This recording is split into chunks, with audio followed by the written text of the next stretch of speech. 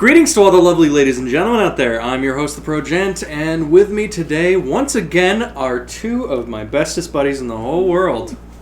We got Sam from the Silver Screens Podcast. Hi. And we got Justin from XenoChat. Hello there, and thank you for having me again. It's absolutely my pleasure. I love having you boys on. And we love talking about random bullshit that you obviously want to hear me talk about. Yes. So I figured, once again, in keeping with the tradition of never talking about anime on the podcast... We would talk about anime. Yeah, that's exactly what I wanted to do. Not quite. No, we're going to be talking about video games, and more specifically, we kind of wanted to have an emphasis on RPGs. RPGs have sort of been a major influence in our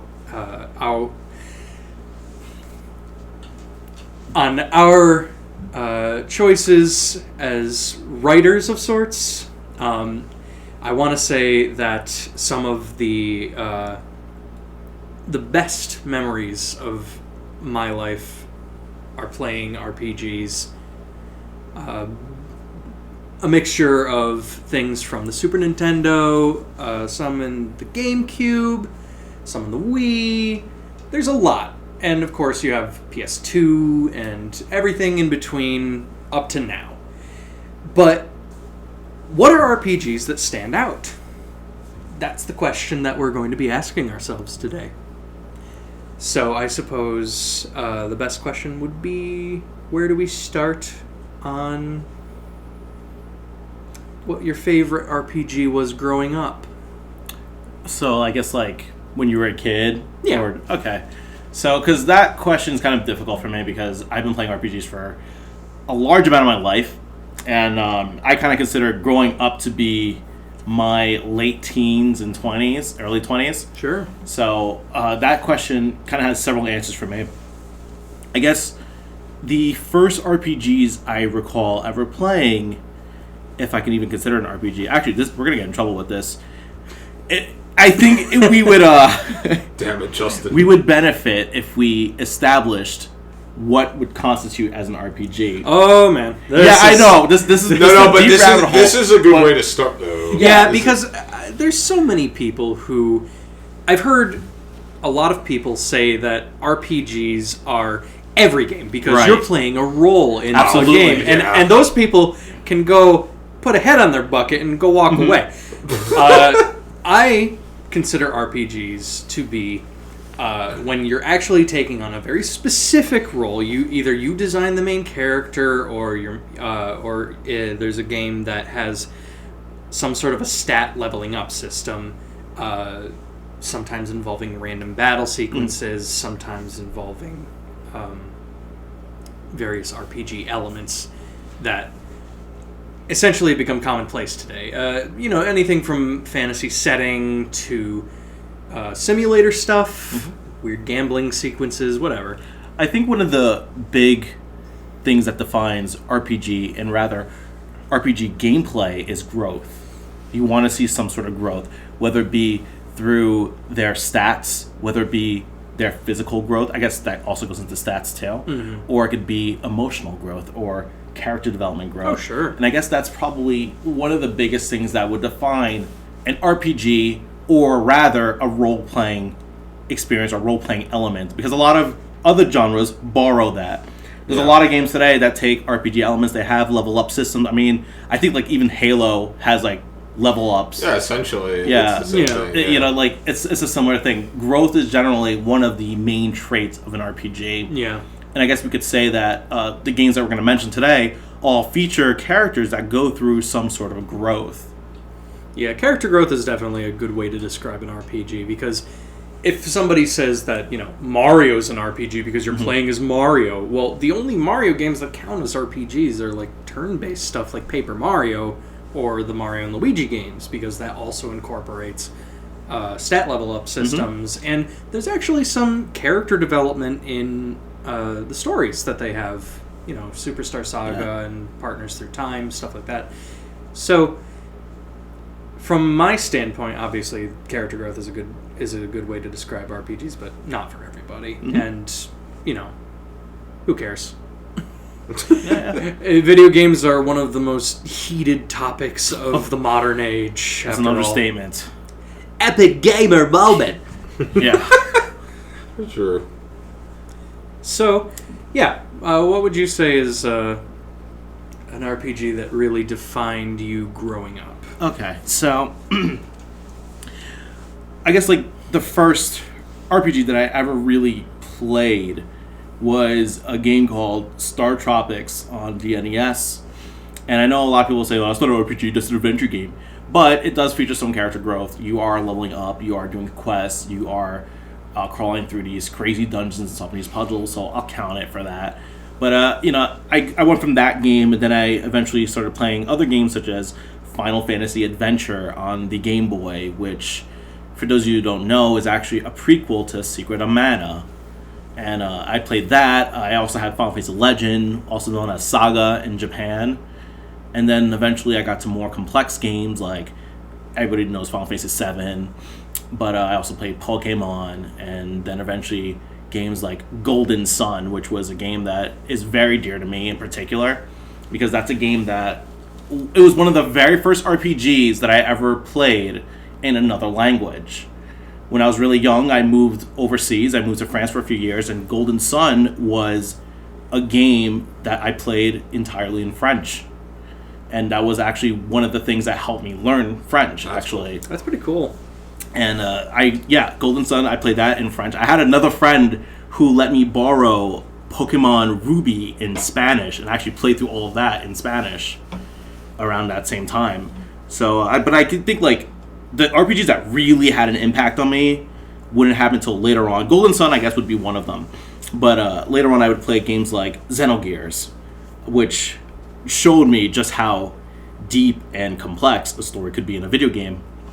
And also Chrono Trigger, which is a game that has had that has impacted me in just so many different ways, and it's really just like helped me out in countless ways. Even to this day, Chrono Trigger has been a game that has helped me stay motivated in some of my darkest times. I have so many stories about how Chrono Trigger has just helped me, and the music has really gotten me through the worst of times. Also, another big one, people who know me, they're probably wondering why I haven't mentioned this game yet, but probably the game that had the biggest impact on me, even more so than Chrono Trigger, would be Xenoblade Chronicles 1 for the Wii.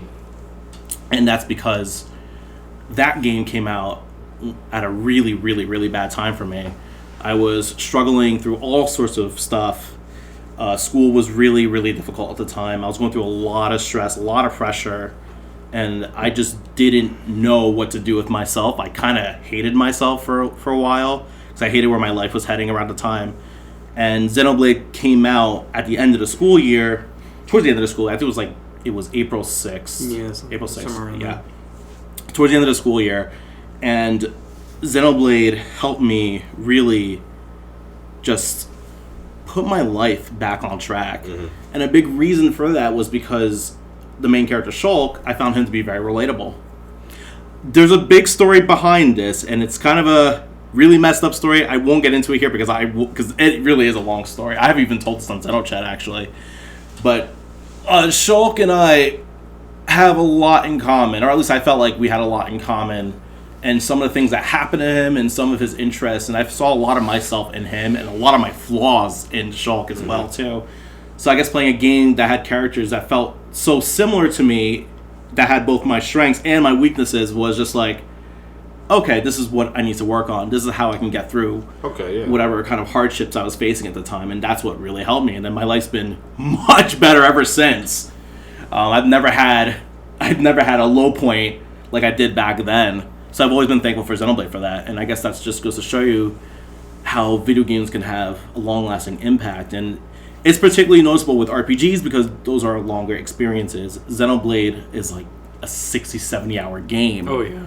So that you spend 60, 70 hours in a game and you really enjoy it, you're going to be very passionate about it. And I guess that's something that you will notice about RPG communities is that they're very passionate about the games they like. You spend so much time playing a game that you just start to feel that connection with it, and you can play through Super Mario 64 5 times and say you have a really close connection with it because you played through it a bunch of times, which it adds up. But the first time you experience an RPG, the very first time you experience that story, it's one of the most amazing feelings when it's a good one. Absolutely. I completely agree on a lot of the just feeling a connection with the main character is probably one of the biggest things that will keep you invested, because there are some RPGs that you can't get through. There really are. Yep. Mm-hmm. I've had a share of them, but I try and go back to beat them if I can. If not, whatever. What about you, Sam? You have any? So these two are pretty well versed in the topic. However, growing up, I kind of immersed myself in platformers and shooters and beat 'em ups. However, I did have plenty of experiences with RPGs. Justin talked about Chrono Trigger earlier. I always enjoyed it. Yeah.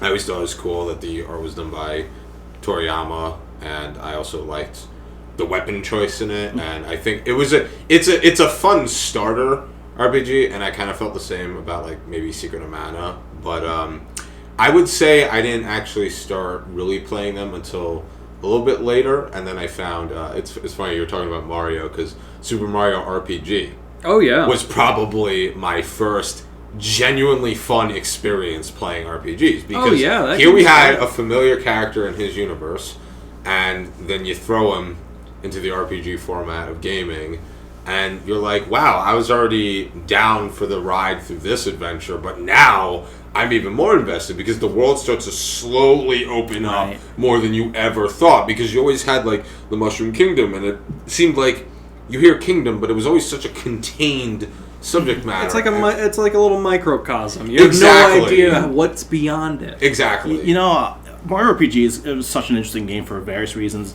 and one of the biggest reasons I think it's interesting is because I feel like Super Mario RPG was basically the first time they were really able to get it right at introducing non-RPG fans into an RPG. It's exactly because there were so many attempts back then to do that. Like you had Final Fantasy IV Easy Type, which was actually our Final Fantasy IV, like the Final Fantasy 2 we got was made easier for us. Mm-hmm. And then Square also tried again with Final Fantasy Mystic Quest. I feel like Mario RPG was them getting Final Fantasy Mystic Quest right. Yeah. Because they got a familiar character, like you said, in an RPG environment, and they not only did that, but they also addressed one of the biggest criticisms that RPGs get, which is they're slow, they're not very interactive. Yeah. Mario RPG had a very interactive battle system. There's all sorts of timing involved. Even the levels, you had some genuine platforming elements in the levels too. Sure. You had some of the old Mario power-ups, like you'd get the star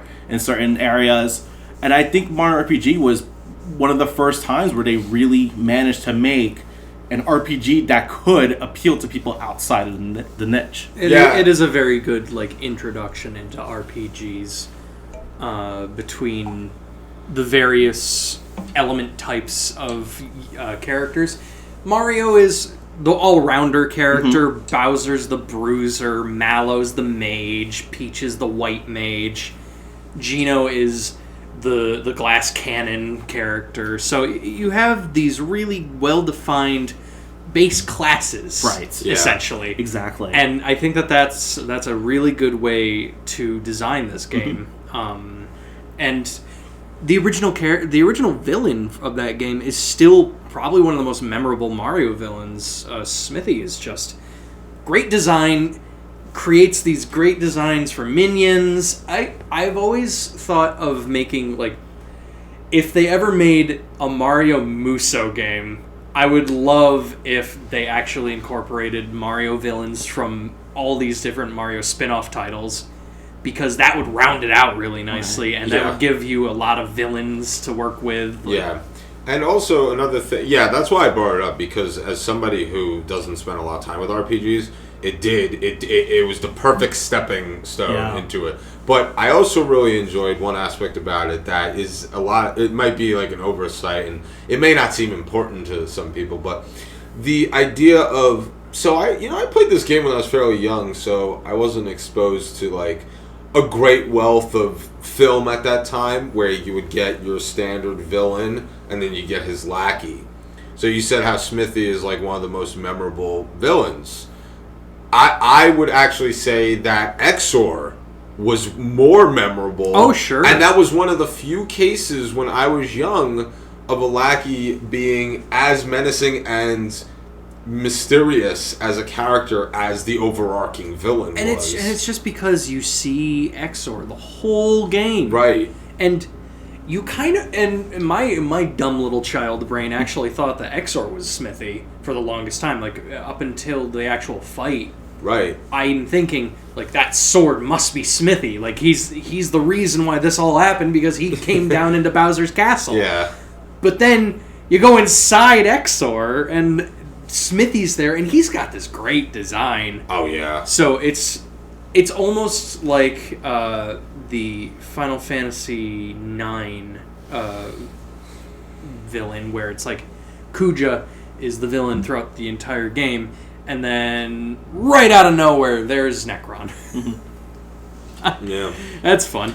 And another thing that, to kind of like sum up Mario RPG, I think another great thing about it is it manages to feel like a Mario game and give you a whole new way to look at a lot of characters. Because one of the greatest things about Super Mario RPG that I personally love is that it starts out like a normal Mario game. You're Mario, you're going to Bowser to rescue Peach. Yeah. Mm-hmm. And that's so genius. And that throws you a curveball. It throws you a curveball. And then eventually Bowser joins your party. And it's like, whoa, Mario and Bowser, they're working together. And that was cool, That too. was cool. That was like groundbreaking at the time. It gave depth to Bowser as a character, because he's actually, since the Super Nintendo days, they've really given a lot of attention to making Bowser a more well-rounded character than just the guy who steals the princess. And they've made him into a really good father. They've made him into a guy who's willing to work with his enemies to get rid of a common enemy. It's sort of the opportunist sort of guy, but at the same time, in a weird way, he actually likes Mario. Oh, you can see that, yeah. But I guess that really does just put Super Mario RPG in a very small nutshell, because we could probably talk about Mario RPG absolutely. for hours, but I thought it was a good example It is. of going Perfect. into this conversation. it is.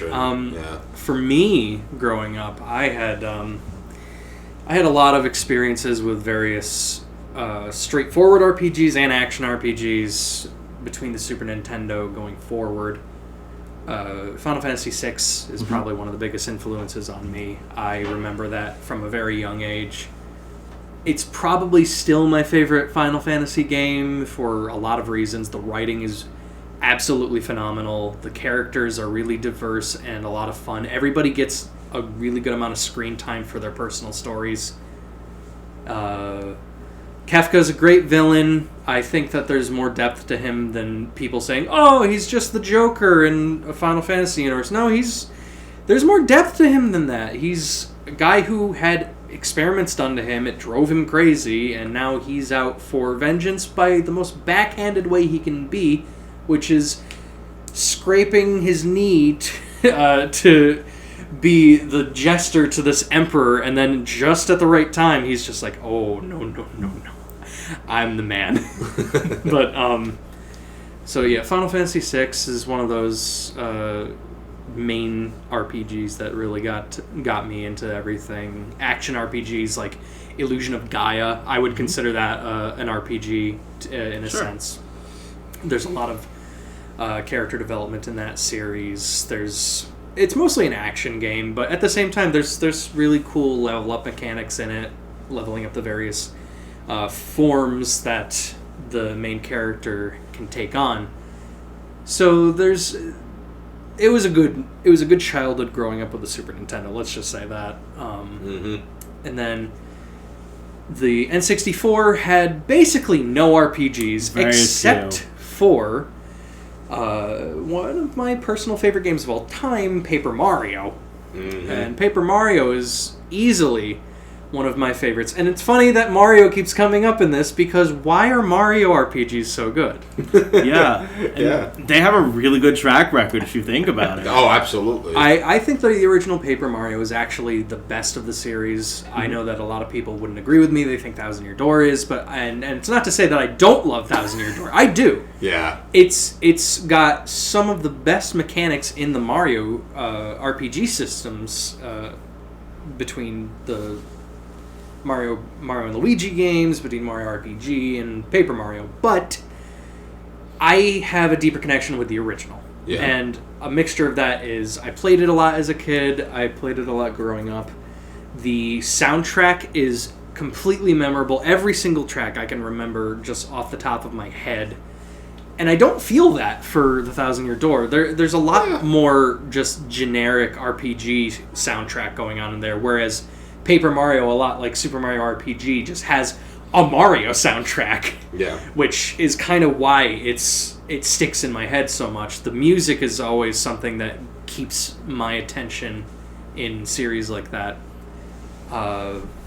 Plus the designs for a lot of the villains were great, and the pacing of the story is just really good. But the GameCube is actually where I think my expanding into the RPG world really happened, because there was a lot more going on there, and then the Game Boy Advance and the DS, there was so much going on in that time. I think that some handheld RPGs might be some of my favorites, just because while there's a lot of them, there's a diverse number of them, and we'll get into some of that. Because there's, I would want to go to say that probably my favorite handheld RPG series is Fire Emblem, and it's a different type of RPG game, because it's not action RPG, it's not regular RPG, it's tactical RPG, and tactical RPGs are a lot of fun for me because I like some war simulators in ways. Like, I've always been a fan of the Total War games, but the tactical RPG design of Fire Emblem works for me a little bit better, because it puts characters more behind the armies that you build, and I think that's one of the best aspects of it. A lot of people got into the series more recently with Awakening and with Fates, and I don't begrudge that, because, you know, Awakening is a pretty good game. Fates is there. My favorite Fire Emblem games were the ones for the Game Boy Advance. Path of Radiance on the GameCube is a real nostalgic trip for me. That's my favorite one. I've played part of Path of Radiance, and it was a damn good game. The art direction for it was great. Their first real dig into a 3D design for like the battles, and the terrain looked great. Mm-hmm. I also really love Radiant Dawn, even though a lot of people hate it. But my favorite Fire Emblem game is Shadows of Valencia, which I'm actually playing through again, because when Fire Emblem Gaiden came out, which was the original version of it, it went weird. It went dungeon crawler mixed with the tactical RPG, and that was a different thing. And then they just added some more characters, and they updated the graphics, and they gave it a new soundtrack. Everything about Shadows of Valencia screams to me really fantastic. But, all things considered, I definitely think that growing up I had some good RPGs, but we're in an age of great RPGs, and people refuse to admit it. That's one of my biggest pet peeves right now. Oh my goodness, I talk about this on Twitter all the time too, about like things in the RPG community that bother me, and that's one of them. It's this idea that people kind of over romanticize the 8 and 16-bit era, and also the 32-bit era as well. But they forget that like the genre has only gotten better as time would go on. It really has. Like the PS2 era, that has some unbelievable RPGs. For sure. Some of my favorites. Some of my favorites too. You gotta. I'm gonna take I'm gonna take a little side note and say that my favorite RPG series of all time, a lot of the best games in its series are on the PS2. That being Shin Megami Tensei. Mm-hmm. There are roughly 8 or so. I want to say maybe 7 on there. There's Shin Megami Tensei Nocturne, Digital Devil Saga 1 and 2. Devil Summoner, Raido Kuzunoha 1 and 2, and Persona 3 and 4. So, actually, we do have 8. Yeah. And there's also different releases of Persona 3, so who cares? Yes. But I think that Shin Megami Tensei is one of my favorites for a reason. There's a lot of depth to the story. Most of the time, your character is a blank slate that you can sort of incorporate who you want him to be as a character. I say him because I'm pretty sure every main character in the SMT mainline games is a guy. Yeah, especially in that era, at the very least. Yeah, and I'm hoping that Shin Megami Tensei 5 will have the option of a female main character going into what I'm hoping to be an E3 reveal of more gameplay. Mm-hmm. This is obviously being recorded this is about a week or two before E3 it's 2019. Yeah, it's coming up. So there's some speculation to be had with that. But Shin Megami Tensei is what most people would describe as Pokemon for adults. Yeah. And I hate that.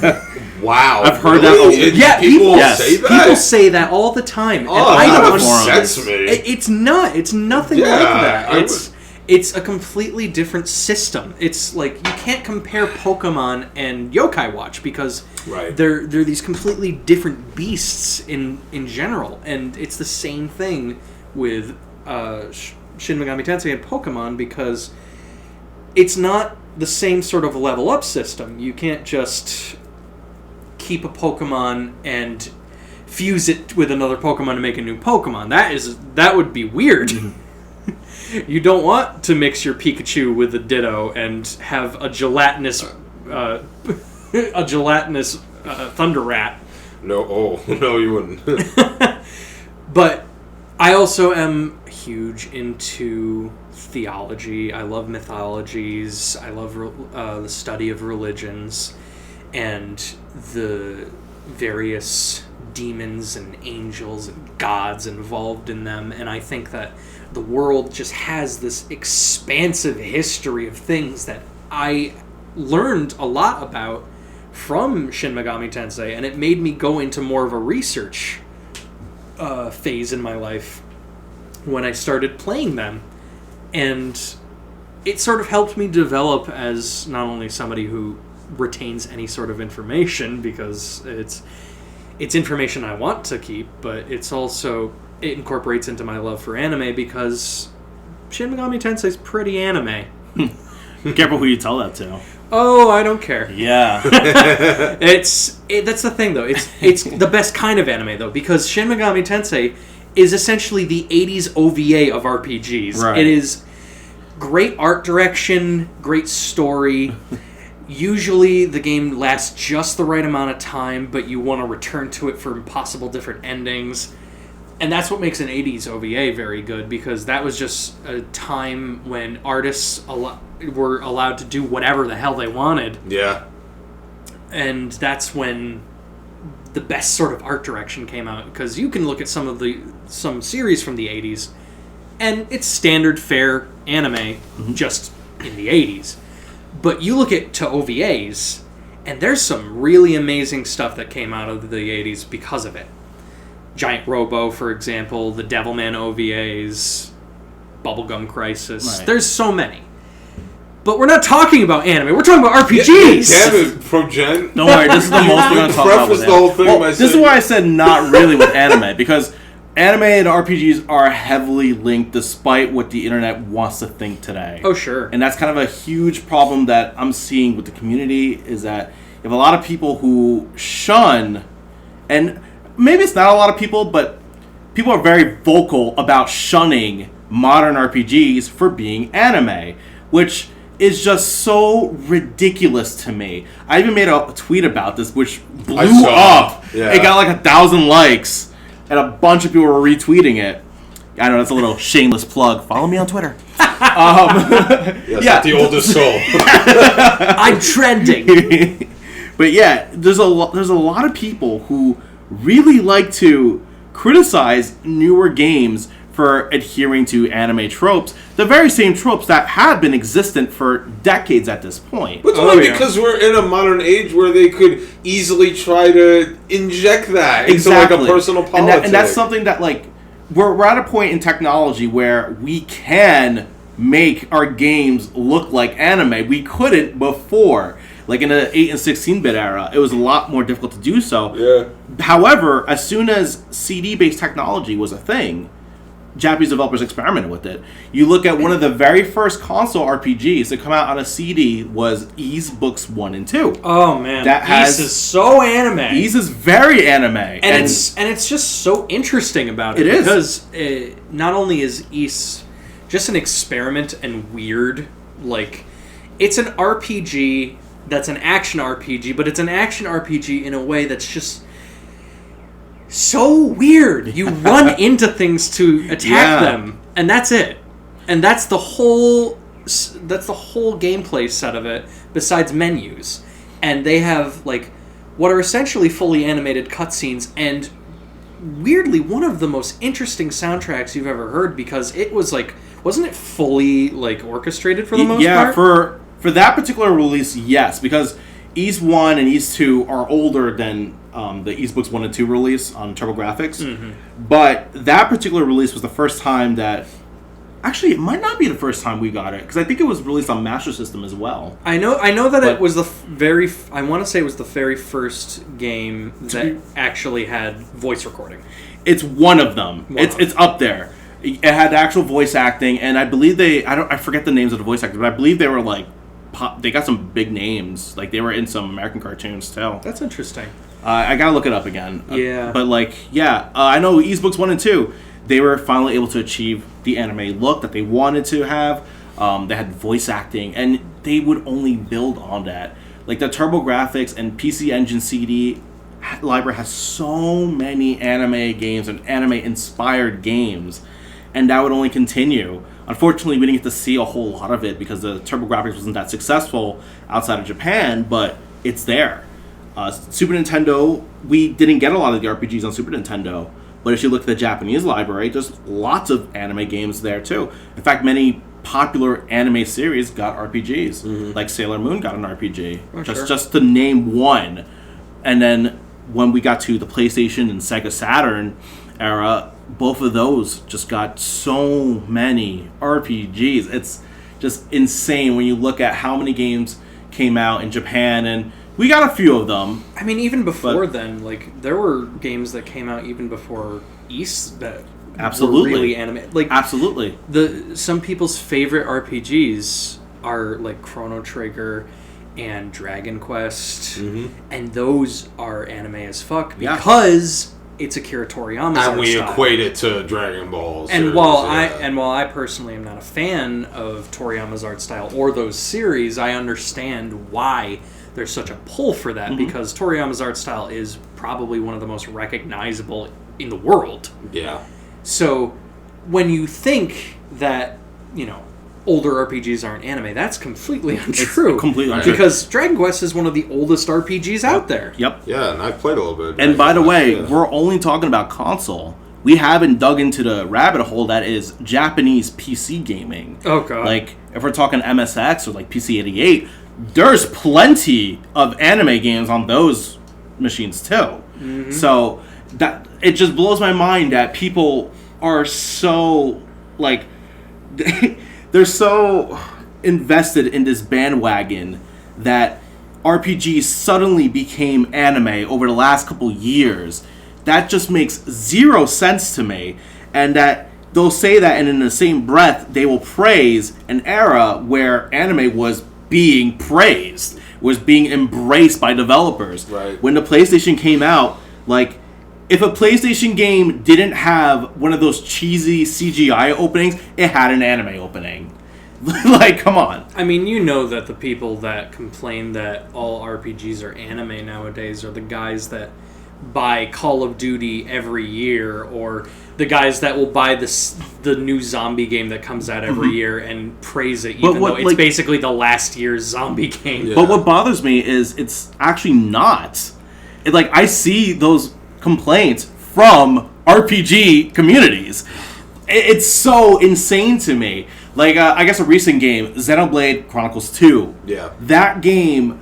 Okay, I'm not going to say that everybody hates Xenoblade Chronicles 2, because that's not true. It isn't. Most people, I believe, like Xenoblade Chronicles 2. I think, for the most part, the consensus is it's a good game. There's some moments that people might not like so much, but overall, it's an okay game. It's decent. If you think it looks good, play it. I think it's a solid game. I put in 220 hours or so into it. I liked it. One thing I'm really glad about is that Nintendo bothered to actually advertise it. That's another thing, and I'm going to get to that in a second.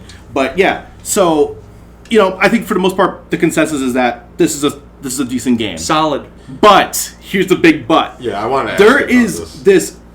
There's a group of people who despise Xenoblade Chronicles 2, and I mean despise it and everything it stands for. But why? And they are so loud about it. You cannot have a thread about Xenoblade Chronicles 2 and without just poking in to say I hate it. Without someone coming in and just tearing it apart, or someone coming in and be like, "Oh, that's the game with the big titties." Give me the subreddit, and I just picture this one episode of MASH where Hawkeye and BJ were pranking Charles to get him to talk, and he just comes in and shakes a beer, just shouting, "I loathe you!" And he just sprays them with beer, and all I'm thinking is anybody who's talking about Xenoblade 2 in any positive way are the people that are just trying to egg on the people that just want to shout how much they hate it for no reason. Insane. Yeah, because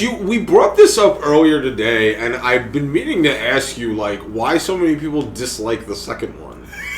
It's because it is quote unquote too anime. Yeah, the problem that most people think is that they don't have the same artist as Xenoblade 1, and Xenoblade 1 had a really very very different artist in comparison. I don't know his name off the top of my head, but he used a lot of earthy colors with the designs for the characters and the promotional art and stuff like that, while Xenoblade 2 has a very much anime-esque design, and they had I want to say over a dozen guest artists. They had a whole bunch of guest artists in Xenoblade 2.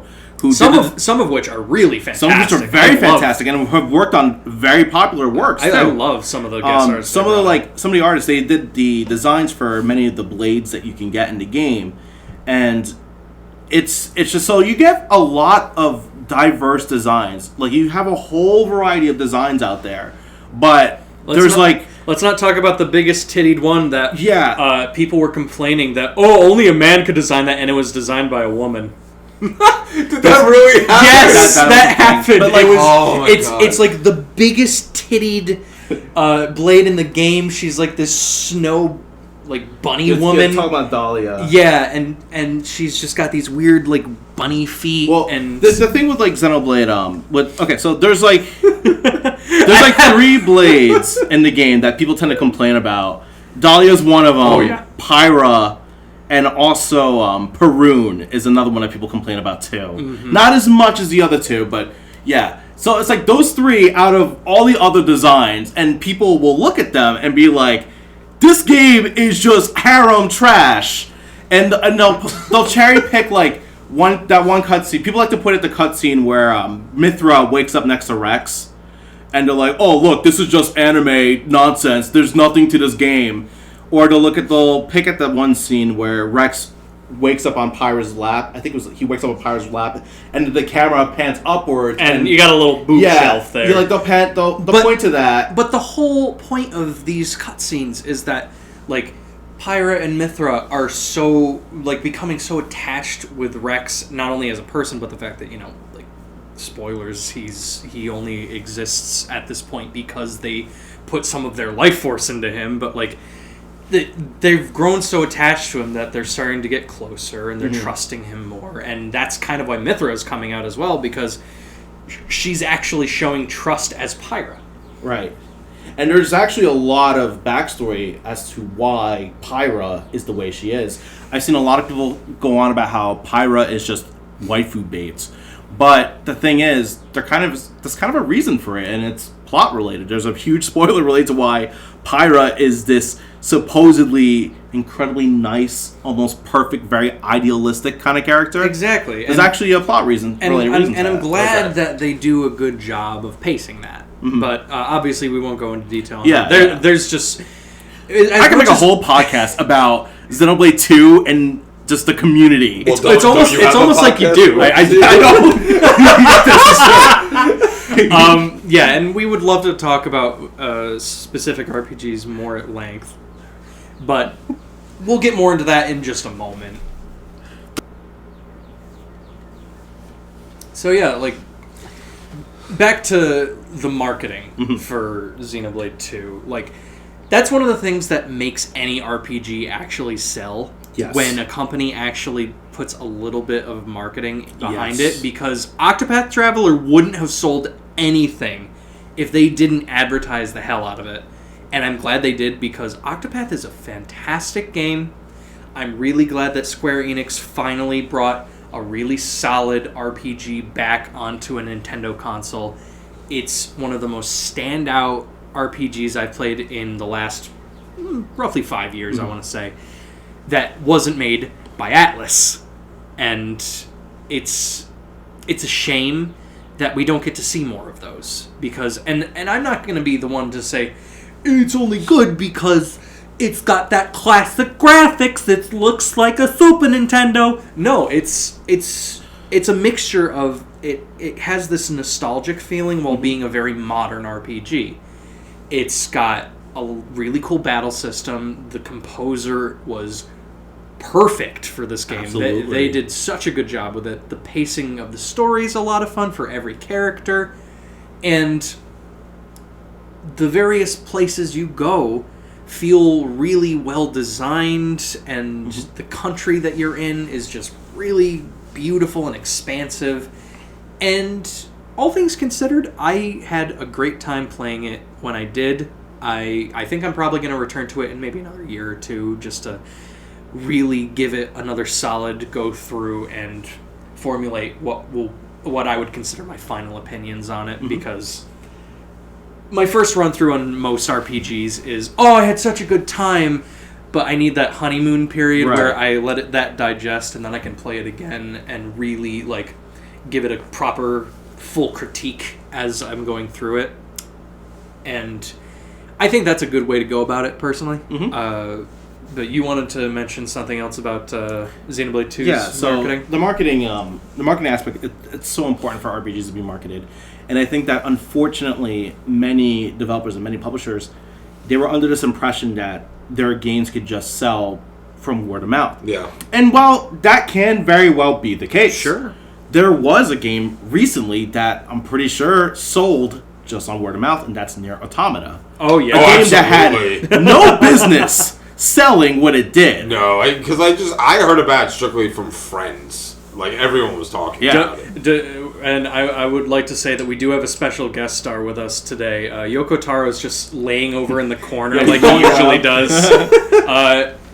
No, I think he's asleep. But thank you for attending this podcast session, coming all the way from Japan, even. Yeah. It was great. So a big round of applause for my guest star. Back to us, though. Marketing, it's so important. And unfortunately, a lot of RPGs, especially like in modern era, they don't get the marketing back. Like, they just do not. And what happens is you get these games with these really great and unique ideas, but nobody knows about it. Yeah, and it gets swept under the rug. Let me tell you about RPGs that no one knows about, because this is one of my favorite topics, because I play a lot of weird RPGs. Me too. And some of my favorite ones are the weird ones. Same. Probably my favorite weird RPG, and I consider it weird because it is is Dokapon Kingdom on the Wii. Yeah, that's Have a really... you, have you played that? I know exactly what that game is. And Sam, have you... I've heard of it. I've never Okay, played so the whole story behind Dokapon Kingdom is that it is a board game RPG. Ooh. A super cartoony board game RPG with a really goofy story mode and a really fun end your friendships party mode. And it's just so well designed up until like a certain aspect. Specifically the revenge mechanic is really broken. But when you take that and put it aside, this could have been one of the first in a long series of great games that could have been kept releasing. And they could have added more classes, they could have added more maps and stuff like that. But unfortunately, Dokapon Kingdom was sort of a one-hit wonder. And I know that there were other Dokapon games before it. I think there was at least one. There was a DS one. Yeah, and Dokapon Kingdom got released on both the PS2 and the Wii. Right. But I just have such fond memories of it because I played it. I was just getting into high school, and I remember it came out fairly early in the Wii's lifespan. My friends and I played it all the time, and we hated each other for it, but we still loved the game. I remember we just had so much fun with the story mode because it has some fun voice acting in it. Some really fun stuff happens throughout the game, and just so many random events that they incorporated into it have a lot of depth to them. The ways to unlock certain classes is just really fun because it feels like an RPG when you have to get an item in one dungeon early in the game and then somehow in a late game dungeon that you access through the main world, and you go through it all the way to this weird, like, third level dungeon. Inside this dungeon you find like the ultimate class, and it's just like there's so much depth to the game, and there's a lot of fun stuff to unlock, and it has this great sense of humor too, because one of the main mechanics is if you feel like you're behind, you can attack other players and you can rob them of their towns, their money, or you could just be a dick, fight them, and like give them a stupid haircut, or make graffiti on their face, or change their name. Oh my god. It was one of our favorite things. It's like twisting the knife. Essentially, so like if you did the hair, you would either have like this Francis Xavier, like 16th century monk haircut, or they'd get like a poop haircut. Oh my god. But our favorite thing to do was just change our names around, and we never changed them back because it was more funny than anything. But we had one friend who we would always change his name to "You Are Mr. Gay." Yeah, we were funny teenagers there. But that game has so many memories with me, and it's just a weird board game. But it has all these RPG elements because you raise your stats, you unlock classes, and all this stuff. So it's such a niche title, but I think if more people played it, it would rival like Mario Party in popularity. But that's not going to happen, and that's okay. I have those memories to keep. But yeah, it was one of those. It's just yet another game that from that era. There's a lot of them from that era in particular. Yeah, that got swept under the rug. One of my favorite unknown JRPGs is Nights in the Nightmare. Oh, I love Nights in the Nightmare. Is developed by Sting, and Sting, I love those guys. They are some of the craziest people in the industry. Give them a kiss.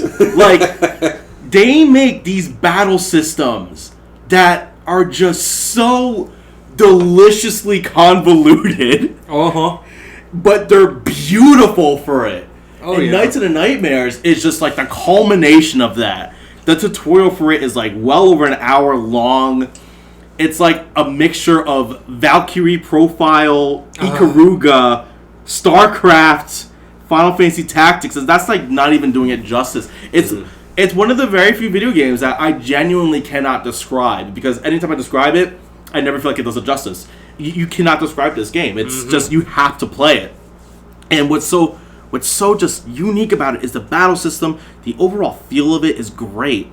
I was never a huge fan of strategy RPGs. I always had a tough time getting into them. They can be really unwelcoming on the face is the problem. For sure. I completely understand that because I'm a big I love strategy and tactical RPGs for that complexity. But yeah, that's always daunting. But Knights of the Nightmare stood out because it was just so different than anything I played. Yeah. And it's just such a unique title. The music is absolutely fantastic too. It really is. Such an underrated soundtrack, and it's because when you're playing the game, there is so much crap going on screen. You probably don't even hear the music, but if you actually take a second to listen to the CD that they included with the game, or on YouTube, there's some really memorable compositions there. For sure. And there's multiple endings too. There's all sorts of optional characters because the idea is that you're playing as a wisp, so this little ghost. So you're this king that was killed, and ever since you were killed, somebody overthrew your empire. So you're basically seeing the effects of that. You're seeing your whole land just go to shit, and you play as a little ghost and you're trying to reclaim it. So you're going through, you're seeing all your loyal servants die, and then bring them back to life and have them fight alongside you because a Valkyrie named Maria ends up helping you. She ends up getting the souls of all these dead soldiers and bringing them back to life. And so you get all these items that belong to different soldiers, and you watch them die, and you can revive them mid-battle. The battle system... it will take me 2 hours to describe the battle system, because it's we have plenty of time. It's that crazy. Please don't. Yeah, I will not. It is crazy. It's also the kind of battle system where if you watch someone play it, and you don't understand how it works, you're going to be like, what in the world are they doing? Yeah. It makes no sense, but it's until it does. I feel like I should just call out Dokapon Kingdom here with... Yes, this game also has a very complex battle system of tic-tac-toe and Rochambeau. And mostly Rochambeau. But yeah, like I said, that game...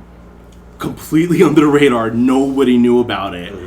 And it's still to this day relatively unknown. I try to talk about that game as much as I can. Anytime I do an RPG panel, that game is one of the first ones I mention because it's just one of those games that I wish more people got to experience because of how unique it is. Yeah. And the story wasn't bad either. There were some very interesting moments to it. It's probably one of my favorite RPGs and one of my favorite hidden gems, for lack of a better term. But that's one of them, and how that relates to Xenoblade is that we're just going back to Xenoblade. I know we're going back to Xenoblade. Trust me. I'm gonna move away from Xenoblade. This will be the last thing. So the thing with Xenoblade is when Xenoblade 1 came out, first of all, we almost didn't get it. I believe Nintendo of America wasn't convinced that it would do well here. Along with two other titles, The Last Story and Pandora's Tower. And Pandora's Tower. They weren't convinced that it was going to do well here. And to be fair, it was a time where a lot of people, they didn't really care about the Wii. The thing was, traction for RPGs was actually slowing down, I think. A lot. Very specifically, that very late 2000s into the 10s was very much a slowing down period where the Wii was starting to, slow down. More shovelware was going on, and so it was why invest anything into the Americas when all it is just shovelware now? But there was just this huge online community that essentially came together and convinced Nintendo to do essentially a limited release of all of them. Yeah. And then after that limited release, they did another release specifically for Xenoblade because they saw how much people adored it. Because, and I remember Xenoblade's release because it was GameStop exclusive. You could get a book if you pre-ordered it. Mm. I still have that book, actually. I do, too. And what was really funny about Xenoblade in particular was that there was also a bundle you can get with the controller that was Nintendo exclusive. In Europe, you got a red controller to match the Monado. Mm-hmm. But what they did for the US was that you had to buy it off of Nintendo's website, and just finding a link for that was a real pain. I remember looking for it, and it took me a long time to find a link to pre-order it on their site. Right. I think like maybe they didn't upload it or something. I have to like find some weird backwards way of like trying to find it, some weird roundabout methods. And even when you got that, it was just the game with like a classic controller, a white classic controller, just like taped to it. It's like it's so stupid when you look at like what it actually looked like when they shipped it. But yeah, Nintendo, they didn't really think it was going to do very well. It was GameStop exclusive, and at first, it didn't really sell because a lot of people who didn't know what it was didn't bother touching it. Mm-hmm. So for months, you could find it at GameStops. It sold okay because all the people who pre-ordered it, they all bought it. Yeah. And, I think, they like, knew they were going to. They knew they were going to buy it. And I think like the numbers for that was actually okay. I think it was like 300,000 or something like that, which is actually decent. Modest. It's modest considering. But what happened with that game in particular was that was the same year the Wii U came out, and I think a lot of people when the Wii U came out, they found out the Wii, it's backwards compatible with the Wii. Let me go check out what are some cool Wii games. But you also had games like Skyward Sword coming out, which I think a lot of people went out and bought that instead. Yeah, definitely. And then I think Kirby Return to Dreamland was that year too, I believe. I think it was that year. Maybe. It was either 2011 or 2012. Yeah. But yeah, and I think people bought that too. So Xenoblade was kind of just like pushed to the side. And then eventually stuff like, what's his name? There's this Let's Play channel that was really popular. And I know a lot of people found out about Xenoblade through him. And I cannot think of his name right now. It's not the PewDiePie, is it? No, it's not PewDiePie. There's another Let's Play channel that I know a lot of people know about Xenoblade through this guy, right. And I can't think of his name right now. But yeah, YouTube had an impact on it, and also eventually him getting to Smash, that also helped. And Nintendo, they didn't want to advertise it. They're just like, whatever, we'll just release it, and that'll be that. And then eventually they released it on the new 3DS, which yet again they didn't really advertise it. If you looked at it was one of the few exclusive titles for the new 3DS. And if you look at like their advertisement campaign for that, you never saw Xenoblade. Yeah. It was like advertising Mario 3D Land, like a game that you can play on the regular one, and you have this exclusive title, but you're not going to bother advertising it. I don't know. They decided not to advertise that. Xenoblade X, they did a little bit better of a job with that one, but unfortunately that was on the Wii U, so not as many people played that. But then Xenoblade 2, they decided, look, we're going to push this, and I think it paid off for them. Yeah. It sold really well. And yeah, that's Xenoblade. We can move on to another game now. But I'll record now.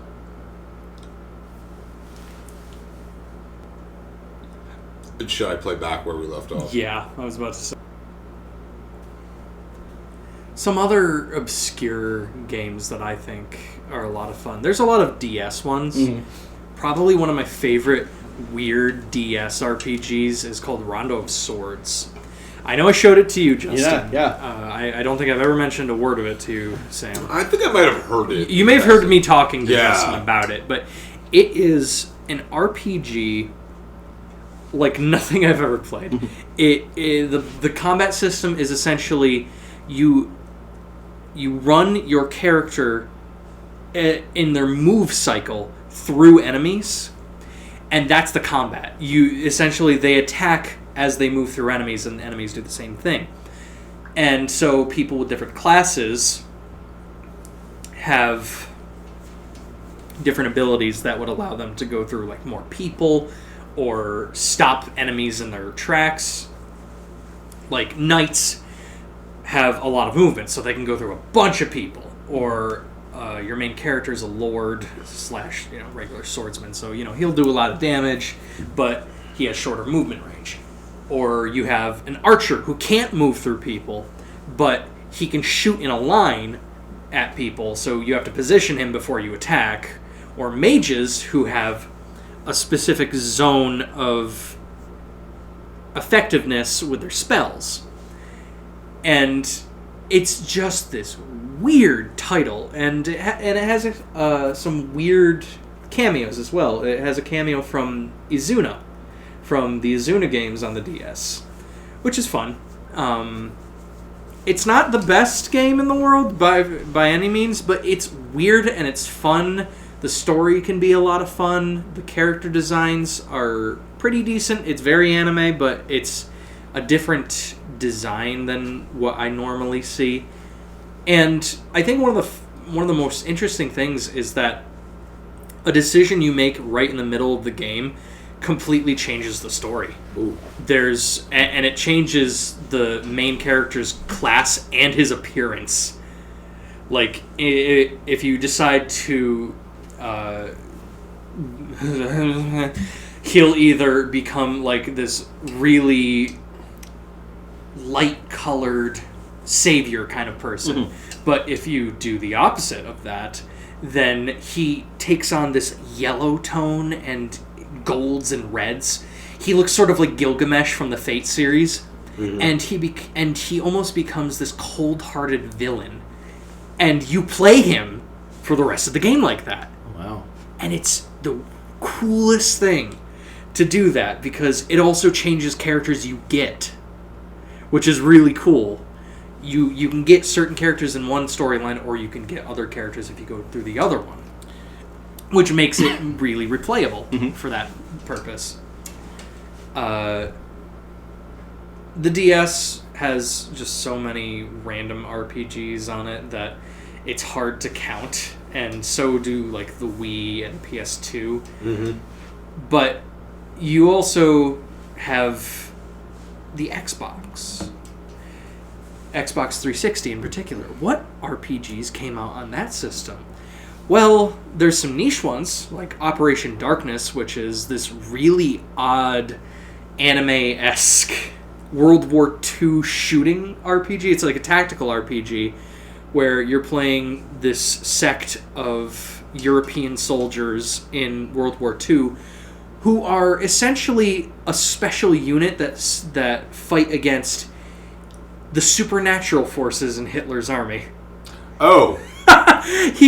The whole story is that Hitler found ways to get like supernatural beings in his army, so you fight zombies and werewolves and demons. Just how I remember history. Exactly. Yes. And weirdly, I mean, it's very Indiana Jones-esque, because obviously Hitler was looking for essentially biblical levels of magic to use, which is hilarious in hindsight. Right. But in a way, it just lends itself to an RPG title.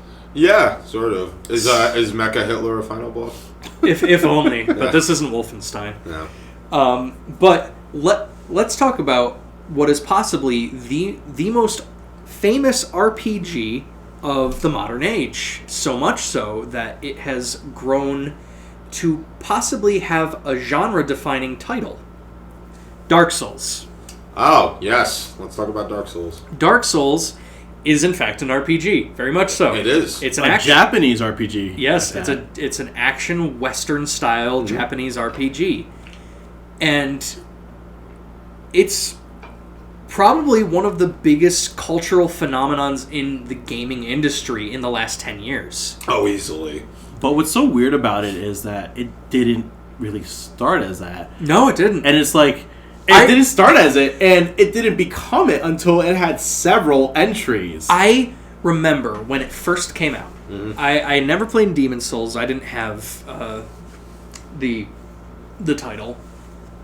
But when I initially went to college, I bought an Xbox 360. I was like, oh, I want to have a game console that I've never thought I'd have. I was like a Nintendo boy up until I graduated from high school. And then I got a PS2, and then I got an Xbox 360. And the reason why I got an Xbox 360 was because I had played my friend's 360. He had lent it to me so I could play Oblivion for the first time, which, I know, once again, another RPG. Oh, absolutely. Mm-hmm. And Oblivion was sort of like that entry point into, other consoles have games that I want to play. I should invest in them because mm-hmm. I like to play video games and I want to diversify what I play. And that's when I found Dark Souls. I didn't hear anything about it. I just saw the title, I saw the cover art, and I was intrigued. And the cover art is still like very eye-catching to this day. Just a knight walking forward, and there's just like these souls and people like trying to grab at him. Yeah. and there's this blue hue to it, and Yeah. it's like great colors. And I played 20 minutes of it, and I instantly hated it. Mm. I didn't want anything to do with it. I shelved it, and I thought to myself, I wasted my money. And then 2 months later, I was like, there must be something wrong, because I got this game, and either there's something wrong with the game or there's something wrong with me, because I couldn't figure out what to do. And then I moved to the left, and I found the hallway past the Asylum Demon, the initial boss of the game, and I found myself actually exploring, and I was like, oh, there's actual depth to this game. Yeah. And I just thought, is this just going to be like that too hardcore game that like only like Nintendo hard fans would like? But no, once I finally figured out how to play the game and explored, I opened up a new world to me. And I know that that's probably a lot of people's stories involving Dark Souls, because it just sort of happened. It really just sort of happened. That's Dark true. Dark Souls was essentially a non-existent title for a little while. And then Dark Souls 2 was announced. And then I heard a lot of people getting excited about it, because I thought, wait, did other people play Dark Souls? And then, I didn't like Dark Souls 2 Right. personally. I don't like the story very much. I think that it's very messy. The combat is the only thing that was sort of improved upon, but I didn't care for it very much because I couldn't really get into it. And then Dark Souls 2 kept going, and it started to get DLC. And obviously with the DLC for Dark Souls 1, the Artorias of the Abyss is, to this day, one of the best RPG DLC expansions. One of the best DLC expansions in any game. It added so much, and it added some of the most memorable bosses to that game. But when the DLC started coming out for Dark Souls 2, I started to see so many people talking about Dark Souls, and I thought, wow, there's way more people talking about Dark Souls than I ever remembered. Mm-hmm. And it was right around Dark Souls 3 being announced where I saw that everyone loved Dark Souls. And I was surprised, because I loved Dark Souls 1, I hated Dark Souls 2, and Bloodborne came around, and I was like, oh, I love Bloodborne. And it seemed like everyone loved Bloodborne. And I was wondering why. And that was my indication that that's why everybody liked Dark Souls 3, because it was From Software. From Software was a company that everyone essentially fell in love with because of Dark Souls, and because of that Dark Souls effect, you got so engrossed into these games and you played through them multiple times because you just liked the combat, or you liked the story, you liked fighting the monsters, you liked fighting the bosses. Everything about these games is engrossing. And it's amazing that it's become as big as it is, because it's one of the few titles that has actually spawned a tag to describe it. Thief. Thief having the roguelike tag essentially come from it, because I believe it was technically Thief that was the first roguelike. And now Dark Souls has spawned the Souls-like tag, and that's everywhere now. Oh yeah. You can't step 5 feet without accidentally stepping on a Dark Souls clone and want to scrape that off your shoe, because there's so many bad ones. And there's some great ones too. I could talk at length about Neo and how much I love it, and Salt and Sanctuary is pretty good, and they're sort of incorporating that Souls-like element in a lot of games now. Oh, absolutely. Yeah. Dark Souls is kind of an interesting one, because I do remember Demon Souls coming out, and I remember a lot of people complaining about it, and it kind of got swept under the rug. It also didn't help that Atlas published Demon Souls at the time. And I believe a lot of people weren't really paying attention to Atlas games at the time, too. No. So, that kind of just got brushed aside. And then when Dark Souls came out, I remember hearing more people talking about it, but still not really, kind of just brushing to the side as well. But where Dark Souls really exploded, where I noticed it explode, was actually on the PC end, more so than the console end. Oh, yeah. Because what happened was, from what I understand, Dark Souls came out on PC, and it was a mess. It was really bad. Oh yeah, I remember one of my good friends. We spent like a week just trying to make it function on his PC, and when we finally did, we spawned the tag Triple Dark Souls Madness, because what we did was we had him on his PC, I was on my TV with my console, and a friend of ours brought his console and TV, and we played it all at the same time, and we just talked about it the whole time. Nice. And it's been one of those like fun things to do with all these different releases, and I like doing that with friends, because it's like playing the same game at the same time in this weird setting is just, it makes the game more memorable. Absolutely. That sounds like a lot of fun. I have some similar stories with some of my old friends too. But I love doing things like that with people. Yeah. But yeah, I remember it came out, wasn't very good. But what happened was, I believe it was Durante. I hope that's how you say his name. There's this guy who's known for making really good patches for PC games. He released a fix for Dark Souls that just cleaned it up. Like, I believe the frame rate was bumped up, the resolution was better, some of the glitches were ironed out. He just it almost turned it into like a different game. Yeah. And that was what made Dark Souls blow up, because people were posting about it on forums like, "Oh my god, you got to try out Dark Souls for PC. It's crazy. This game is really cool. Like, the combat feels like actual combat. There's weight to your attacks." And then that word of mouth really just spread. And that goes back to what we said earlier about how sometimes word of mouth can help a game. And I think Dark Souls is an example of that. Dark Souls 2 had a lot of advertisement for it, and it didn't really do much for it. Because I remember when Dark Souls 2 initially came out, it was sort of a flop. And I know it's become much more popular after the effect. But then the exact opposite happened for Bloodborne. They didn't advertise Bloodborne like at all. I don't remember seeing anything for Bloodborne when I was around that time. I think it must have been like 5 to 6, maybe even 7 years ago now. I think it was a while. I think it was 2013. About where the 2013 or 2014, where the PS4 came out. And Bloodborne was a launch title, and it was the one game that I essentially got for the PS4 when it first came out. I had just quit my job. I was miserable there, and I had one paycheck left, and I had no bills.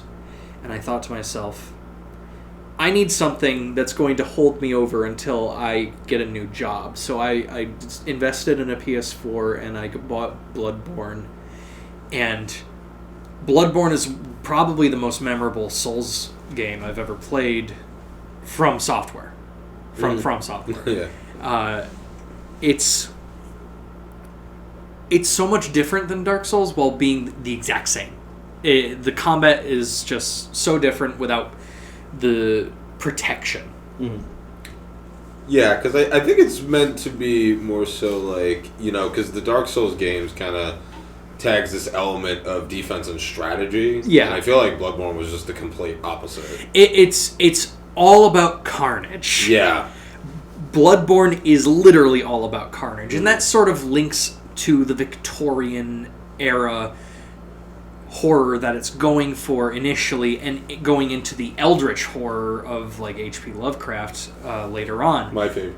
Yes, the most racist boy. Yeah. And there's just this undescribed carnage in Victorian era horror.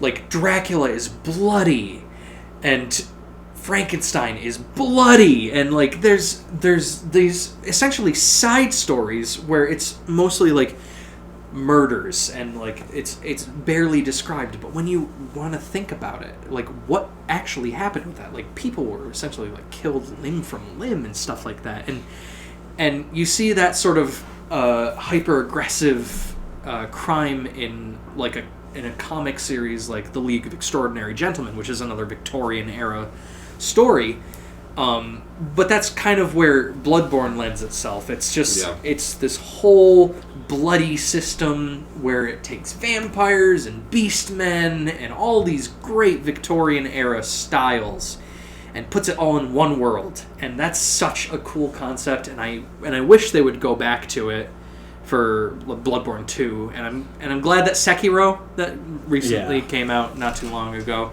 wasn't that, but because I did love Sekiro. I do too. I'm having a blast with that now. now. I'm on my third playthrough of it, and that's cool. But I wouldn't actually consider Sekiro exactly an RPG. It's so different. It's very different. Yeah.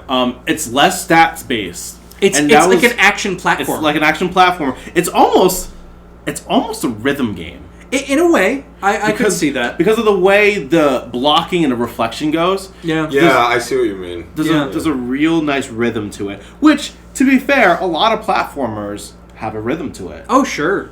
A lot of platforms, a lot of action games have a rhythm to it. But Sekiro, I wouldn't consider an RPG exactly. So I can give that to you. We don't want to be putting too much emphasis on that. I think what I would want to go into is what I consider to be probably one of the best RPG series of the modern age that more people should get into, and I hope more people get into, considering the end of the system it's on. The 3DS is in its last days, and we can all acknowledge that because Nintendo is saying that. Yeah. There's not many games being developed for it. The last few games that are being developed for it are coming out fairly soon, and some of them are RPGs. Yeah. Persona Q2, in fact, is the game that I'm looking forward to the most, because Persona Q2 is a spin-off of the RPG series that I want to talk about, Etrian Odyssey. Etrian Odyssey is a passion of mine. I've talked at length with Justin about Etrian Odyssey, and it's an RPG in every sense of the word. 100%. It's like a tabletop game in that you build from the ground up your character, their name. You can give them a little backstory if you really want to. You in the newer games you can change their color scheme for their hair and their eyes, and you can choose a variety of voices for what you're going to hear them talk like for the rest of the game, and you can change their classes midway to a subclass, and there's so much depth to the game while being supremely simplistic.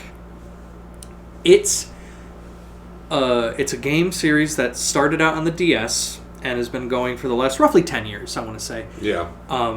It's got 5 mainline titles plus a final sort of culmination title, plus 2 spin-off games that are technically re-releases of the first 2 games, 2 more spin-off games which are Mystery Dungeon style games, 2 more spin-off games which are Persona crossovers. Ooh. And all of that culminates in a really fantastic series. It's a hard RPG series that has an emphasis on you choosing what kind of skills you want and mapping your system. You map everything. You map all of these dungeons that you go into, and it adds this layer of devotion to the game. Yeah, Etrian Odyssey is kind of an interesting one in the sense that it taps into the roots of role-playing games, specifically computer role-playing games. So we're talking, it goes back to stuff like Wizardry, which was a first-person dungeon crawler. Yeah. And Or Phantasy Star. I was just about to get the Phantasy Star. That was going to be the next one I spoke about. Yeah, and then Phantasy Star. And a lot of people... It's like one of those games where you would have grid paper. Exactly. I was just about to say. And people would literally map out these dungeons to know where you were going. Many of these games didn't have the maps built into it. So that's sort of what it harbinges back to. And like I said, it's a level of devotion to the game because you have to put into it. Like the details of the map. You have to take note of paths that you can go to, secret paths that are shortcuts that lead you to a quicker way to the stairs to the next level, where enemies are, which is a huge aspect of the game because while there are random enemy encounters, there are also enemies that are actually on the map, and they're all mini-bosses, essentially. And it's this extra level of dread because they have movement patterns or attention patterns that you have to work with every time you go past them or through that dungeon. And it makes every dungeon different because in one dungeon there could be these weird lizard things that can walk like 2 spaces in a specific set pattern, but the spaces they're walking across are muddy, and it takes you 2 spaces of movement to get through one. So you have to time out your movement on their path to them. Yeah. It's just this great layer of you need to work with the map, and you need to remember how the map works. Yeah, because the thing with Etrian is, this is what I was trying to get at earlier, is that it benefits from harkening back to the old days of dungeon crawling while incorporating aspects from games that have come out since, so you kind of get the best of both worlds. You get an experience that's very retro while feeling new. Mm-hmm. And Atlas is the one who's working on these titles. They also have the benefit of having worked on the older Shin Megami Tensei games, which also use the first-person dungeon crawling. Yeah, exactly. So they're able to take things that they did well with those games and incorporate it into here. So you really get a game that's just a giant love letter to the dungeon crawling genre, or the dungeon crawling subset of RPGs, which I think is kind of like seeing a bit of a renaissance. Like, even outside of Etrian Odyssey, there's other games like Mary Skelter, which is pretty popular. Mm-hmm. There's also other ones. There's that one. There is Make Hughes, another one on the Vita that has robots in it. And then there's... Justin, no one plays the Vita. Yeah. I play the Vita. But yeah, there's that. There's other games like, I think Unchained Blades was the name of it. That's on the 3DS. There's all... Yeah, we're seeing all sorts of other ones. Dungeon Travelers 2 is another big popular dungeon RPG today. Any of the George Kamitani titles. Were any of those first person? I don't think no. Pardon me. Sorry, I forgot that you were mentioning first person. I'm thinking about just RPGs in general. That in that renaissance. I'm talking about like loot based. Yeah, not loot. I'm talking about like first person dungeon crawling. First person dungeon crawling. Yeah. There's. I mean, the one thing that I love is that Shin Megami Tensei is actually going back to that. Shin Megami Tensei is going back to it. That's right. They recently re-released, not re-released, but did a remaster of Strange Journey. I want to say it was last year. And it's one of their best releases in a long time. When you consider that, Persona 5 came out, and the Persona series is its own beast. And I could talk especially at this point. Full episode about the Persona series. I love the Persona series, don't get me wrong. It's just... It's not Shin Megami Tensei in the sense that the regular Shin Megami Tensei series is. Even Nocturne and Shin Megami Tensei 4 aren't exactly what classic Shin Megami Tensei was. And Strange Journey is exactly the original Shin Megami Tensei design, because SMT 1 and 2 were that first-person dungeon crawler, very much in that Super Nintendo style that it was. And Strange Journey just took it, went with it, and did a great job with it. And I apologize that I'm going back to Etrian Odyssey for a moment, just because I wanted to finish up with my thoughts on that. But this is a game series that you could dip into any of the titles that are on the 3DS, and you will have a good time. Each one is unique. Etrian Odyssey 4 is extremely unique, with having essentially an overworld exploration aspect that also has a mapping system, because there are giant beasts on the overworld maps that you only usually get strong enough once you've beaten all of the labyrinths on the overworld, which is just such an interesting layer to it. Etrian Odyssey 5, once again, this is just a good title. Untold 1 and Untold 2 are really fantastic. Untold 2 is probably one of my favorite in the series. And Nexus takes the good of every single game and just puts it all in one. It takes dungeons from every game in the series, it takes classes from every game in the series, and it just shoves it all in one spot. So you could enter into any of these and you'll have a good time. Persona Q is actually a great way to get into it because it allows you to play a Persona game while incorporating the Etrian Odyssey FOE system and the mapping system. Right. So I think that's a good entry point. And plus, the Yuji Himukai art style is one of my favorites. It's very anime, but it's a very cutesy anime design. It's weird because it's cutesy while it's also really traditional RPG design. And of course, probably one of the most important things about the Etrian Odyssey series, to me, is the music. Absolutely. These are some of the best soundtracks I've ever had the pleasure of listening to. All of these are composed by Yuzo Koshiro. Go listen to any of them. You'll have a good time. My recommendation would be the battle theme, the first battle theme from Etrian Odyssey 4 called Storm. It's the regular battle theme. Yeah, it's very high energy, and it's a lot of fun. It feels like something that shouldn't be a normal battle theme, but it is, and it really shows the level of emotion you'll get out of the game.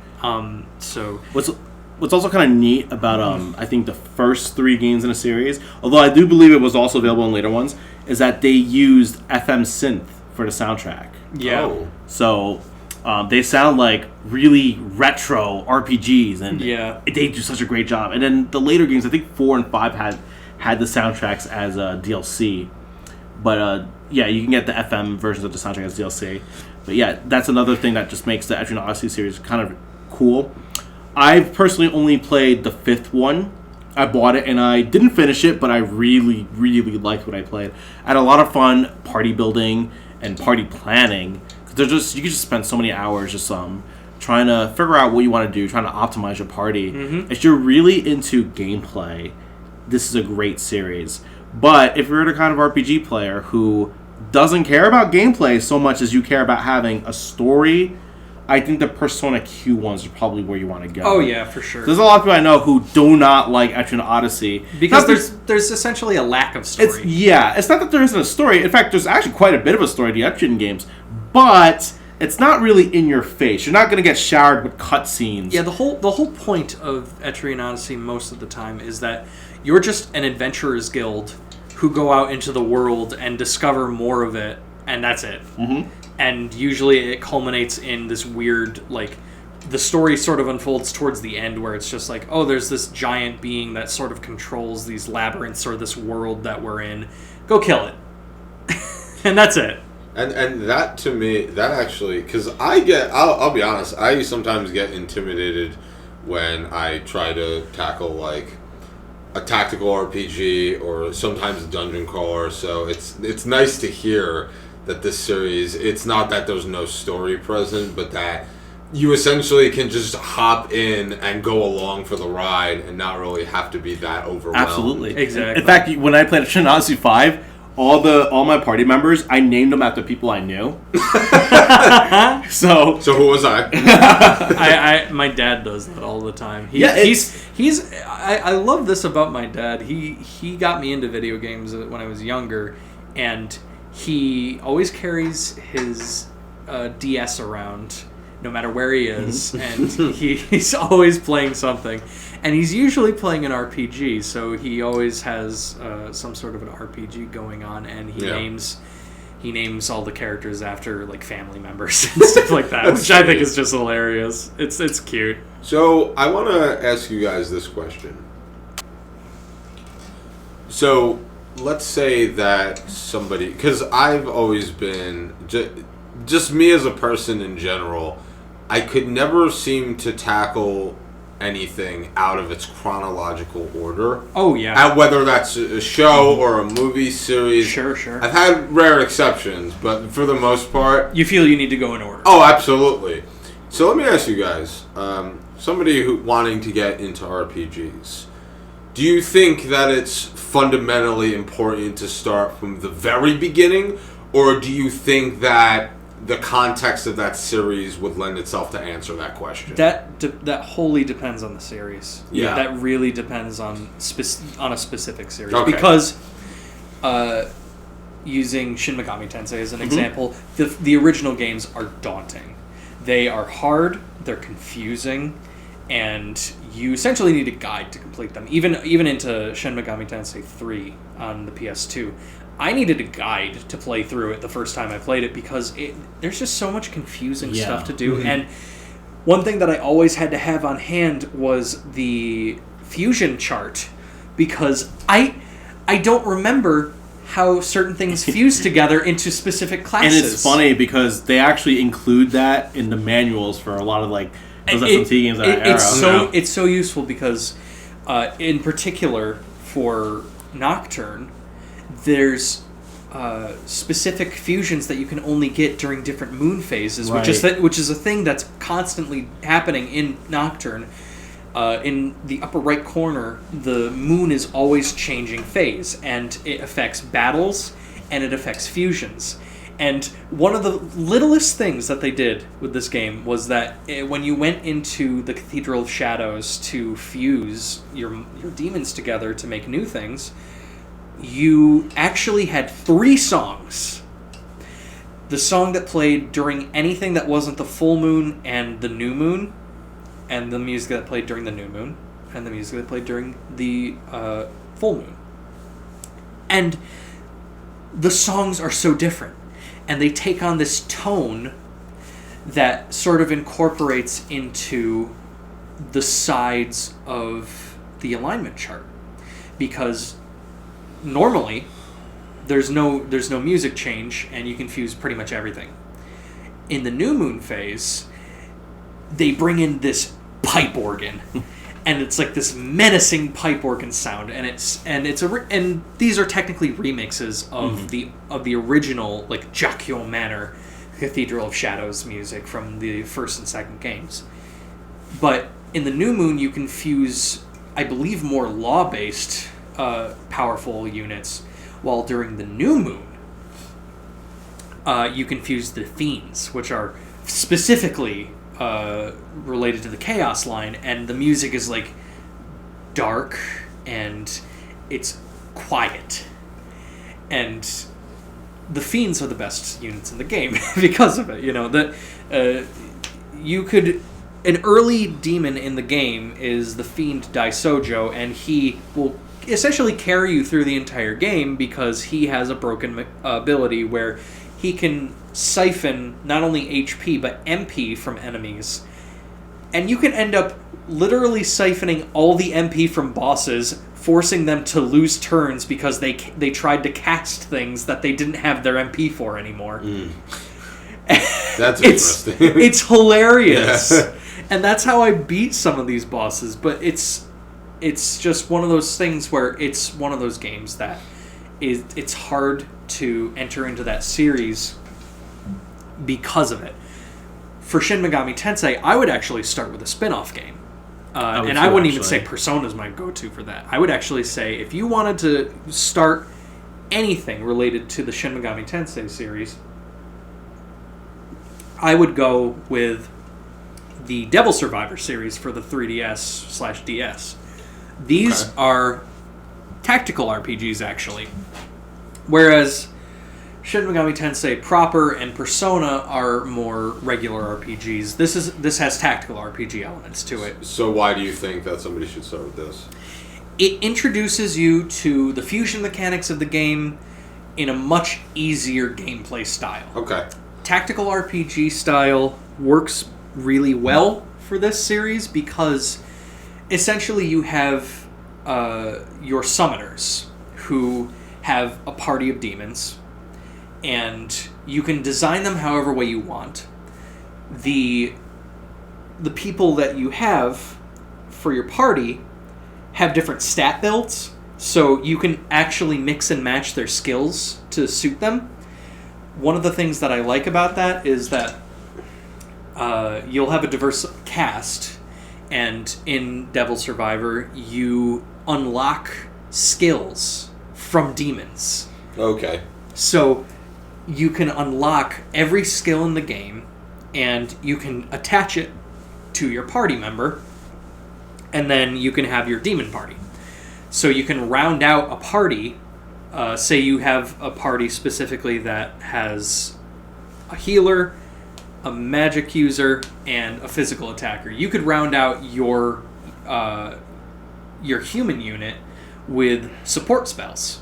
So you could use things that either give people shields, or you could add more healing, or you could give them passive buffs that reduce the damage or completely negate damage of elemental types. It's a lot of thinking in a weird way, but it's done in a way that it explains itself really well. And the fusion system is also, very much less complex. Okay. Plus, the story's easy to get into, and Devil Survivor 1 and 2 are insanely replayable. They have over 4 to 5 endings each, depending on the character that you essentially side with, because the cast actually... half of the cast ends up giving you different stories based on how much time you spend with them. Oh. You're essentially given the choice of what ending you want to go to towards the end of the game based on how much you spent time with that specific member of the party, the decisions you made throughout the game, dialogue choices, essentially, because as the Shin Megami Tensei series works on a morality system, you might become friends with somebody based on law choices or chaos choices or neutral choices, which, once again, it makes this game insanely replayable. The first playthrough will probably be your longest because you're leveling up for the first time and you're unlocking all of the demons that you're going to need going forward.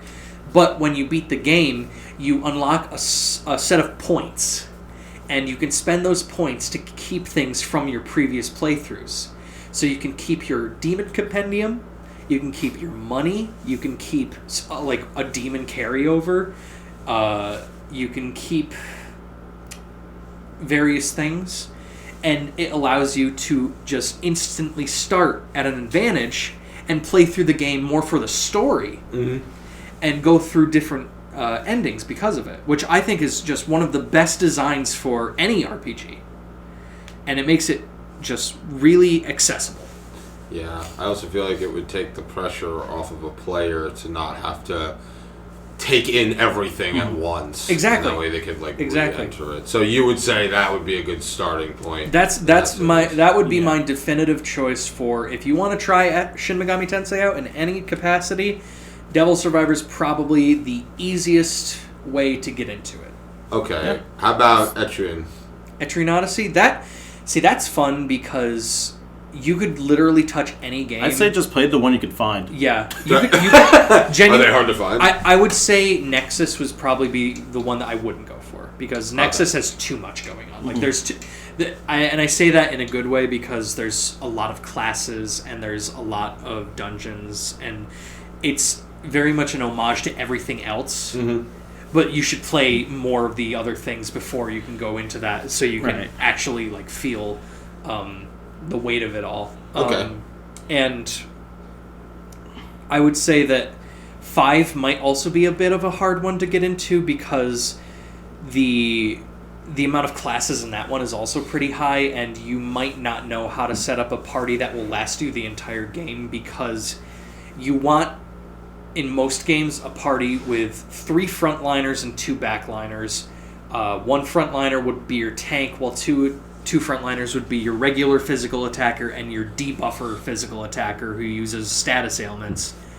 And then your back row would be a healer and a mage, or a healer and a gunner, or something like that. So there's diversity in play style in 5 that is actually almost detrimental because there's so many classes. Okay, I see. But for me, I think the best entry points for the series in general, if you wanted to give them a try, would be Untold 2 or Etrian Odyssey 4.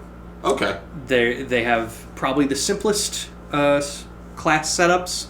They have some of the most memorable music. They have some of the they're closer to the transition into the 3D design that the games ended up having, because the first 3 games were on the regular DS and it was just pixel art, but once they transitioned to the 3DS, they went 3D designed, 3D modeled, and the monsters, every monster has like movement cycles. Like most games won't have monsters move on screen or something.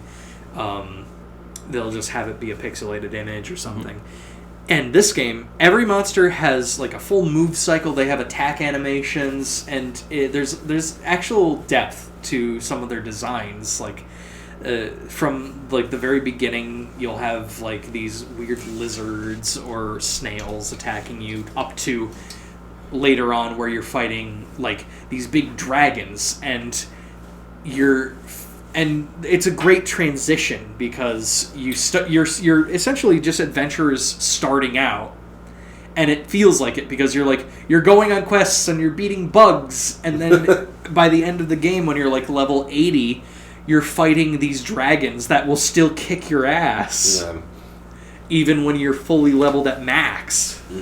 It's a great game series in general, but yeah, I would say 4 and Untold 2. Untold 2 would be my leaner because the Untold games actually have a story mode, and they give you what is essentially a well-rounded class of characters.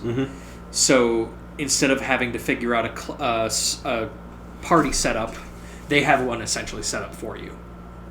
So if you just want to get into it and just try it out, you could try it with that party, and then you could try building your own from there. Cool. Yeah, I guess it'll be my turn. So to address what you said before about jumping into a series versus starting from the beginning, it really depends on the series, and you kind of have to do your homework with that, because there are definitely games where you don't have to play the first one first, and you could still enjoy it. For example, to use a Shin Megami Tensei, actually, the Devil Summoner games, the Devil Summoner Raido Kuzunoha games, or just Devil Summoner in general, because there's 4 Devil Summoner games, and 2 of them are Raido Kuzunoha. You don't necessarily have to play them in order to understand the overarching story, but if you did, you'll understand some references. Like there's some recurring characters here and there. I think for you personally, I think you will really enjoy the Devil Summoner Raido Kuzunoha games, because those take place in 1930s Japan in an alternate history where the Taisho era lasted longer than it actually did. So this not only is the story really interesting in these games, but the gameplay is also completely different. This is coming from a series that is usually RPG style turn-based combat, and almost every game in the series is exclusively like that. Even the spin-offs like Devil Survivor and Persona are still turn-based. This is an action game. It's you get into random fights and you're in a little arena, and you have access to Raido, who is your character, who can use a sword, and he can use a gun, and he can summon, and it's completely different. It's almost like a Devil May Cry system. It's a Devil May Cry featuring Dante from the Devil May Cry series. And what's cool about it is the story is really good, especially the first game. First game has a great story. It's like a detective series. It's a detective story. It really is just a detective story. story. Very noir-like, and what's great is that like that period of Japan, you have that clash of cultures from like East versus West. So you get that going on, and that just goes down right into what the NPCs say, because they're often talking about how Japanese culture is being replaced by Western culture. And it's just that period of modernization, and you see it. You see it not only in the way that people talk, but in like the way they dress, the way they dress, the architecture of the area. Too. It's a lot of depth and design, and I really like that about the Devil Summoner series. Yeah, and that's really cool, because those 2 games, they play out like different episodes. Like, okay, this episode, Raido Kuzunoha is going to be against these people, and then this one, he's against these guys. So, from that aspect, you can, in theory, play them out of order. However, the problem is, Raido Kuzunoha 2 improved the gameplay significantly from the first one. So, some people who played the second one first, they might have a harder time going back to the first game. I personally played them out of order. I played the second one first and went back to the first game, and I still loved both of them. Okay. They're still 2 of my favorite RPGs. Like top 10 RPGs, they're high up there. So that's one that I think you can play out of order, as long as you have an open mind to the battle system. Digital Devil Saga is also one of those series that is probably an easier entryway into the Shin Megami Tensei series than most others. Yeah, because that one's very tame. It's very traditional. There's no fusion system. Yep. In it. That's one of the things that works really well for it. There's no fusion system. Instead, you can build literally every character how you like them based on their skills. Mm-hmm. You max out in a very Shin Megami Tensei 3 design. You max out these Magatama, essentially, that come with skills attached to them, and then you can choose whether or not you want to equip that skill, and you can invest money into the next phase, use that phase, and then you unlock their skills. Okay. Right, but so it's very much... It's a good one, but to not go more into Shin Megami Tensei, since we told you like 6 games already. We could literally make a series devoted to this. To not use that as an example, another one is Shadow Hearts. Shadow Hearts is a series that people have played out of order. Technically, the first game in the Shadow Hearts series would be Kudelka on PS1, but that game's really rare. A lot of people haven't played that. You can totally jump in that Shadow Hearts 1, or you can even jump in that Shadow Hearts Covenant. What's kind of interesting about Shadow Hearts Covenant is that game takes place after the bad ending of the first game. So it's like, even though it's a direct sequel to the first game, you could still totally jump into it from that. A lot of people have jumped into it from Covenant, and then they went back and played the first Shadow Hearts. Didn't you recently replay that? I played Shadow Hearts 1 recently, and I absolutely loved it. Mm-hmm. And I'm currently playing through Covenant, and that one is also really good. I think that's another series that you would really like, especially the first one, because the first one is almost like a survival horror game as an RPG. It's really, really cool. Sounds right up my alley. You would actually really like Shadow Hearts 1. You don't have to. That's one. I don't think you have to necessarily play in order, because both games have similar gameplay. Shadow Hearts 2 does improve on it quite a bit, but I think you can enjoy either one for what it is. And of course, that's an example of a game that you can kind of just jump into wherever, but you don't want to play, say, Xenosaga Episode 3 before playing Xenosaga Episode 1. Because that's one game where you kind of want to play that in order. See, I saw you sweating earlier, so I wanted to ask you like where I enter into the Xeno universe. So, okay, well, Xeno... No! Xeno chat, no! Feels like that. Alright, we're going to make this really quick because I am actually interested. So Xeno... Okay. Even though as Xeno fans, we often like to combine all the different Xeno games into one particular line. Yeah. They're technically not the same series. So Xenogears is its own thing. Right. Xenosaga is its own thing. Xenoblade is its own thing. Even though we know there are some parallels, and there are certain things that like they share. And characters crossover. That, or just references to other things. But I don't have to like go all the way to the beginning to enjoy it, right? No, like, you can just pick up. Honestly, you could pick up Xenoblade Chronicles 2, and you'll enjoy it. Yeah. You can pick that up, you'll enjoy it. You can pick up Xenosaga Episode 1, and you get into that series. You can pick up just Xenogears and just play that and be happy. Okay. Oh, you know, it's a series that I would like to briefly talk about as well. That would also be a good, just game in general to refer to. And you brought it up earlier, but I'd like to go into depth with it a little bit. Valkyrie Profile. Yeah. Valkyrie Profile is one of my favorite RPG series, and Square Enix doesn't like to acknowledge it exists. No. And I've heard a lot of people talk about it, so kind of explain that. And this is also important because there's a game coming out very soon called Indivisible, and it has the same combat style.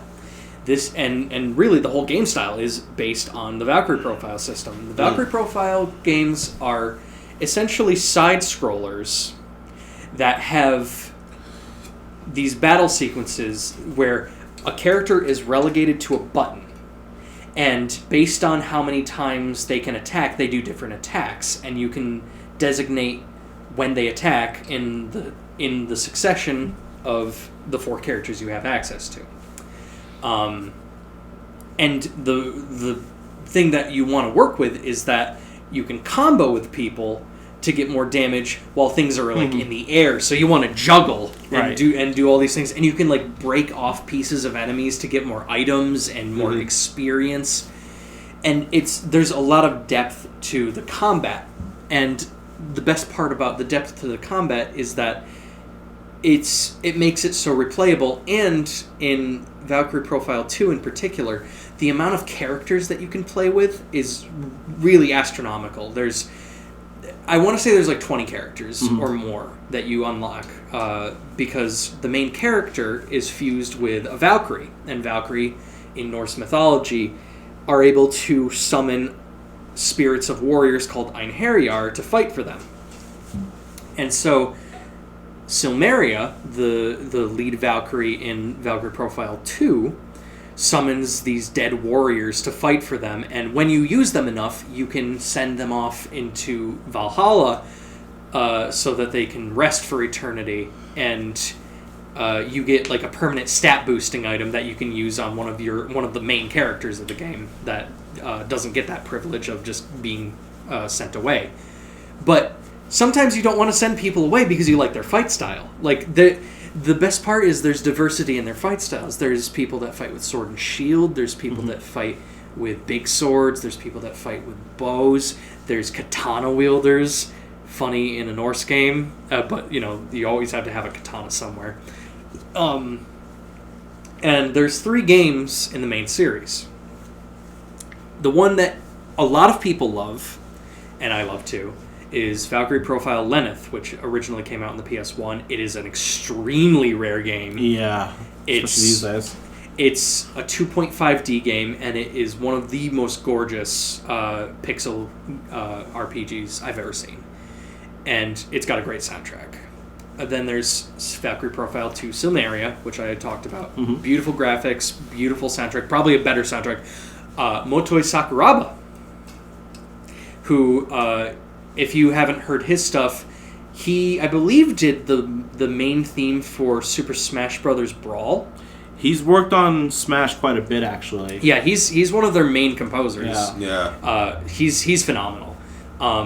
And then the third game in the series is Valkyrie Profile Covenant of the Plume for the DS, which is actually a lot different from the other games, where you unlock certain characters along the way, but you have this ability called the Plume, where you can give them essentially like the best stats they'll ever get in the game, and they die after you use them in that map. And it changes the story whether or not you use people like that.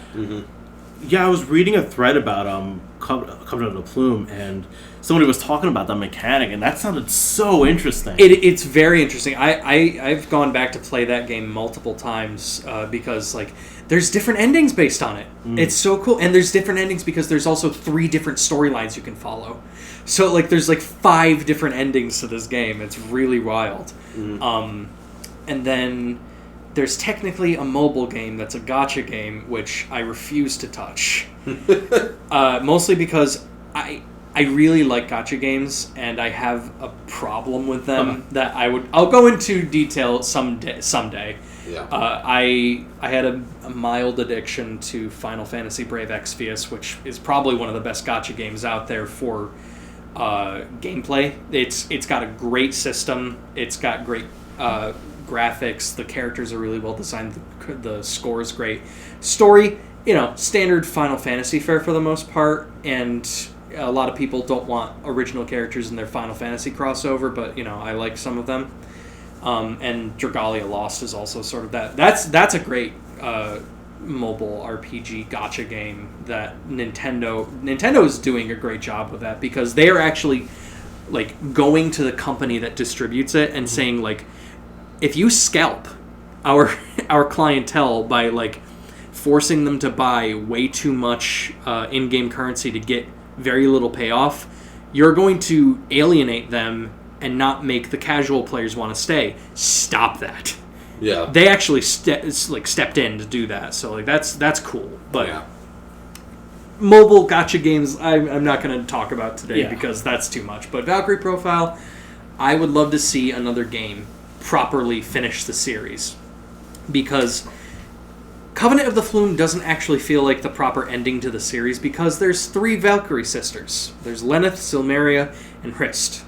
Hrist never really got a proper game, and I feel like the game at least deserves that final title to tie together that series. Well, when did that release, the last game? Covenant of the Plume. It's like 10 years ago. Almost. Yeah, it was late on the DS, like Okay. original DS. So that was a while back. I see. And Silmaria was PS2, so that was even further back. So it's been a long time coming, and I hope it comes in the future because it deserves to. I think one other series that I'd love to talk about is also for the 3DS. This is a great series because it's a crossover series that follows that Valkyrie profile combat style of button relegation in a different way. I am talking about Project Cross Zone, which is actually a 3-part series. Project Cross Zone and Project Cross Zone 2 are actually the second and third games in this trilogy that started with Namco Cross Capcom, which, if you've never heard of this game, this was a Japanese exclusive, and it's actually really solid. It has characters from really obscure games that are leads, and I love that. Project Cross Zone and Cross Zone 2 are really great games because of that. You get a lot of popular characters from a lot of popular main games of like Capcom, Namco, and oh god, why am I blanking on this? It's Capcom, Namco, and Sega. Sega, and Cross Zone 2.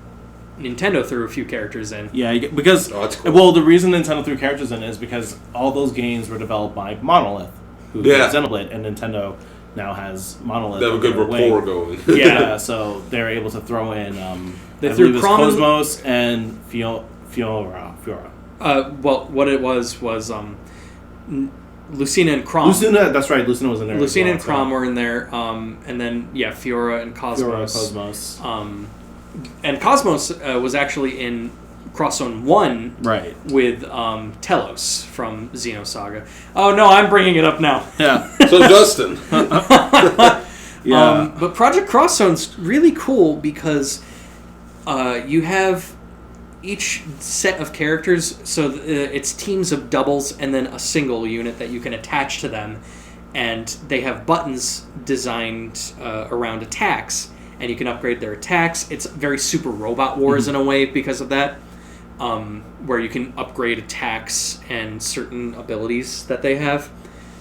But all of the attacks are relegated to a button and a direction. And what you want to do is you want to juggle people in the air to get combos, and if you time it just right, you get critical damage. And it's a great crossover series because it got me interested in a lot of video game series that I had never had any idea existed. Yeah, especially on the Namco front. You know, a lot of people like to criticize Capcom, Sega, and Konami for having dead IPs, but Namco, they are seriously guilty. There's a graveyard with freshly dug up there graves is a for Namco these. graveyard, and games by Dick Dug. and like games like Project Cross Zone just put that out in the open. It's like stupid how many dead Namco IPs there are, or like one-off series that they had in the 80s and 90s that just never got anything. Or just arcade games. Or just like arcade games that were just one-offs that never got anything. Though they did try to like bring some of them back recently. Yeah. Like I know they had the Splatterhouse reboot, and then they tried to bring like Wonder Momo back. There's like a mobile game that ended up. Actually, I don't even think it came out on mobile. I think it was like an NVIDIA Shield exclusive. Something like it's weird because like that. It's weird because like there's a lot more than just that. Like I think there's many. I think one of the weirdest ones. God, I have to go back to it. Is the Langrisser mobile game that came out recently that you and I played a little bit of. That was really good, actually. It's a really well designed game. I got a little bored with it after a while because it was a little grindy, but. I don't think there's been a Langrisser game in ages. So, Langrisser's weird when it comes to U.S. releases, especially. I mean, anything related to Satoshi Urashihara really is because the King of the Nipple is pretty well known among a very niche crowd. So we got the very first Langrisser game. We actually did get that here, and they renamed it and they called it War Song for some reason, and that was on the Genesis. It's like calling the original Sengoku Basara Devil Kings. Yeah, they renamed it, wrong. and then we didn't get another Langrisser title until the 3DS with the Langrisser Reincarnation. I think that's what it's called, or something like that. There's a Langrisser title on 3DS. We got that, and it wasn't well received at all. And then now they have the remakes coming out for the first 2 Langrisser games, and fingers crossed that we actually get those. I would love to see them. I'd love to see them too. And I'm hoping that the mobile game, which I believe was doing decent numbers. It's pretty popular, I think. Yeah. It's not bad. I think that's hopefully encouraging them to try to bring it over, or even if they did like a Asian English release, that would be great, because at least it's out there. You could do that. But yeah, back to Project Cross Zone. What's kind of interesting about Project Cross Zone is that some of the original characters from that ended up getting their own spin-off series, which was also like a weird crossover in and of itself. Yeah. Right, so it's like, let's continue to neglect these IPs and give these characters... Yeah. So it was like, they made another game called Super Robot Wars OG Saga Endless Frontier, which is like a crossover of the characters from the crossover with Super Robot Wars characters, I think, but like it was the spin-off of Super Robot Wars that was original characters. We're getting into we're getting into Tales of Symphonia levels of weird plot twists. It gets insane because that game has Project Cross Zone characters, I think like the Super Robot OG characters, and then Xenosaga is thrown in there too, because Cosmos is playable. I mean, that's the thing. They love throwing Cosmos around just because... Oh, absolutely. Cosmos is sort of the mascot of the Xeno series. She is. Everybody loves her. She gets all the figures. She gets all the crossovers. She gets all the booby mouse pads. It's nuts. There's a Cosmos figure that's coming up real soon with her redesign from Blade 2. Yeah, we were just talking about that. It's actually not... It looks the great, thing. Cosmos has a great design. That's the thing. Oh, yeah, absolutely. She's a fantastic character. She's a really well-designed character, and we're going to get it because, she's too anime, but... I know, right? she's and even in-game, she's a fantastic character. Uh-huh. It's just, unfortunately, the side effect of that is everybody else from Xenosaga kind of gets swept under the rug. Yeah. But, yeah, that's a whole other tangent. Yeah, Project Cross Zone's a great one. And Project Cross Zone makes me think of Super Robot Wars, which is another great RPG series. Massive crossover. That's a great way to not only get into an RPG series, but also find anime, because there's some mech series that I found myself actually kind of like, what is that? Mm-hmm. Like the recent one of the trailers for the newer one that very recently came out had this very specific design. I didn't know what it was from. It was like this elaborate insect mech, and I was like, what's that What's that from? What series is that from? And I looked it up, and it was from an anime called Or Battle or Dunbine. And I was like, oh, I gotta check this out. Like, what's the details on this? And like, it's a fantasy mech series. And I was thinking like, okay, well, Magic Knight Rayearth is fantasy mech, and it's just like, but this is like, it's like fantasy Europe mech series, and that's weird because it's always a fantasy. It's always a fantasy Japan sequence, really.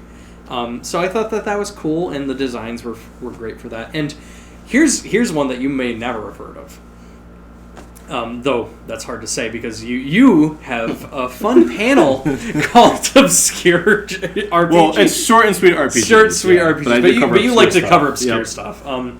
So there is a game that is exactly Super Robot Wars, but it is a crossover of Type Moon.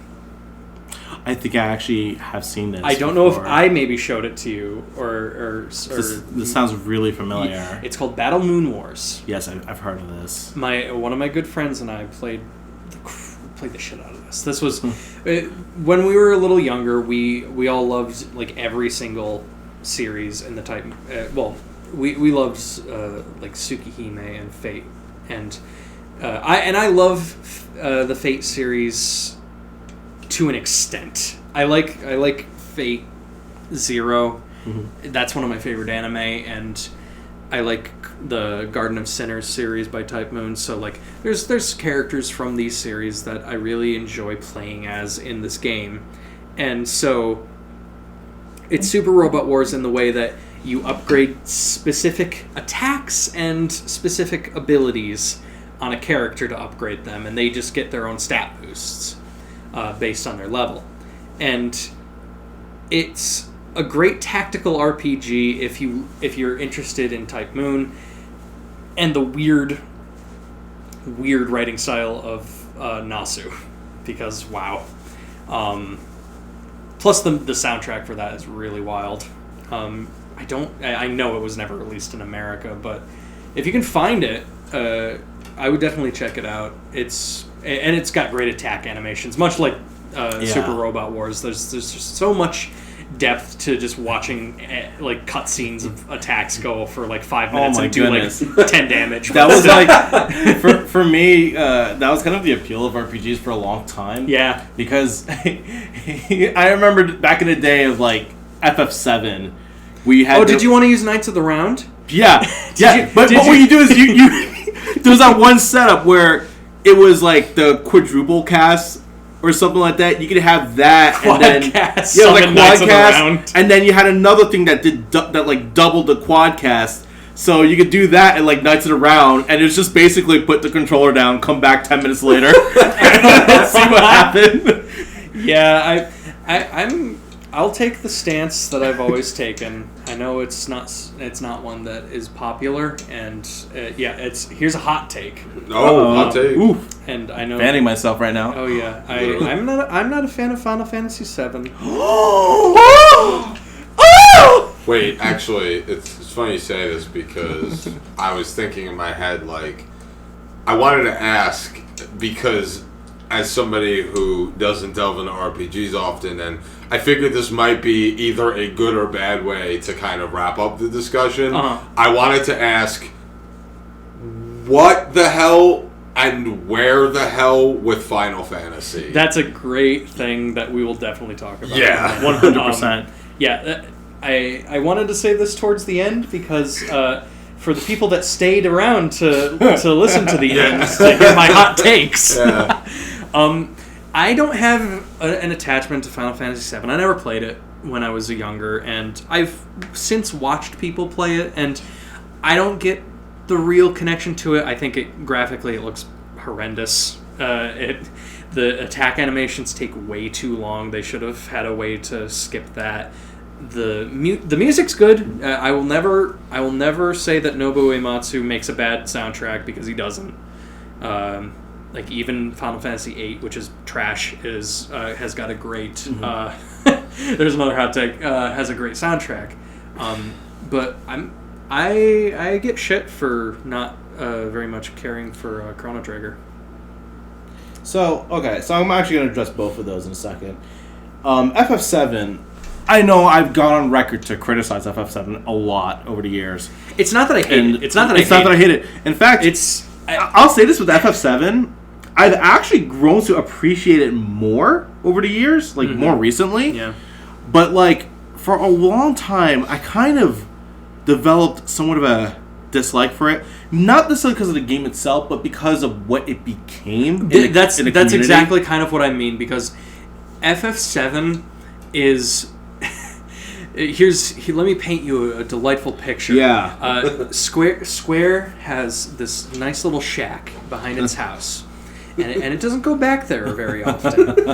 And inside this shack is Cloud Strife set to a milking machine. Yeah. And when they need to get a little bit of that nostalgia going, they go to the milking machine. And they plug in to his nips and his little ding dong, and they just get the juice that they need, and they just put a little bit of Final Fantasy VII in something just to get the fans into it. And the worst part about that is that Cloud has been Cloud from Advent Children for 15 years. Yeah. And that's the bad thing, because Cloud from Final Fantasy VII is actually not terribly a bad character. No. I originally thought, like, Cloud from Advent Children, it was Cloud, and I thought, wow, how can anyone like this guy? But when I watched somebody play through it, I noticed, like, Cloud actually has kind of a depth to his character. He's still not someone I would enjoy. I actually blame Kingdom Hearts, to be honest, because Kingdom Hearts was like... Oh, Kingdom Hearts is... character assassination. I'll save a hot take on Kingdom Hearts for later. Kingdom Hearts, the way they depicted Cloud was like really brooding and angsty, and unfortunately, that's kind of the characterization that they really doubled down on ever since. It's a Flanderization. And it's terrible because, like, you play FF7, and even if you look at him in Smash Bros., it's the original Cloud. Like, that's how he was in the game. Yeah. He was a much more confident person. He was a really cool character. For the time, at the very least, he was a cool character. Oh, yeah. A lot of people liked Cloud. He had a very iconic look. Yeah. And the thing with, like, FF7 was that after it came out, obviously that was kind of the game that brought a lot of people into the RPG genre. Yeah. It was massively successful, but boy, did the fan base and just internet in general, like, they over-romanticized the hell out of FF7. Was like... I remember the late 90s, early 2000s very vividly. And I remember so many people... essentially, what's become of Final Fantasy VII is... let me tell you about my OC. He's got a big black trench coat. He's got a 13-foot katana, and he's got one big black angel wing. I call him Sephiroth. That's the crowd that really turned me on for Final Fantasy VII. It's the people that made every one of their OCs a copy of Sephiroth or Cloud, and just made them a brooding god character who couldn't be further from perfect. And as a young lad who enjoyed, like, role playing on the on like message forums or whatever, or finding games where you could talk with people that like fantasy games that you could just talk with people as like an OC that you designed, when they were all designed to essentially be Sephiroth. Holy shit, did that make me want to blow my brains out. Yeah, Sephiroth was a very popular character. He's really not that well designed, in my character. opinion. Like, I get why his design is as it is. I get the storyline. There's some great beats to his story, and there's great beats to how that story goes about. But as a villain, he is very uninteresting. I agree. Yeah. Like, and I don't want to say that and be like, oh, Kefka's the best Final Fantasy villain. I don't want to say that because it just sounds like me taking like that hard stance of like, it's either this or that. But like, there are Final Fantasy villains that are just really fun because they're different. I'd say that one of the more fun Final Fantasy villains, probably my favorite, is not even a main villain. And is just a rando. Gilgamesh is my favorite villain from Final Fantasy because he's not a villain by most means. He's just a reoccurring schmuck. And they make him a lot of fun because he was a lot of fun in Final Fantasy V, which is probably one of my favorite in the series. And they kept that attitude every time he appeared in most of the time. I want to say like 80% of the time. And they know why Gilgamesh is such a fan favorite. He's funny, he's just over the top, and he's got a great theme. But Final Fantasy VII has these problems where half of the characters, like, no one seems to like half of the cast. I've never heard anyone talking about how they like Yuffie or how they like Yuffie. Even though there's so many 3D porn parodies with her. And like, I don't see anybody talking about Keiichi or anybody talking about Sid. I know people seem to like Sid, but I don't see many people talking about him. But like, all they talk about are Vincent, who is exactly the character that they are that Cloud is they project Cloud as, which is absolutely awful. Barrett, And Barrett's a great character. I actually really like Barrett Barrett's a lot. probably the best character Yeah. in the game. Eris, who everyone says like she's this really peaceful flower child and she's super loving, and it's just like, have you played this game? She's like a backhanded bitch. Like, she was going to replace her boyfriend with Cloud.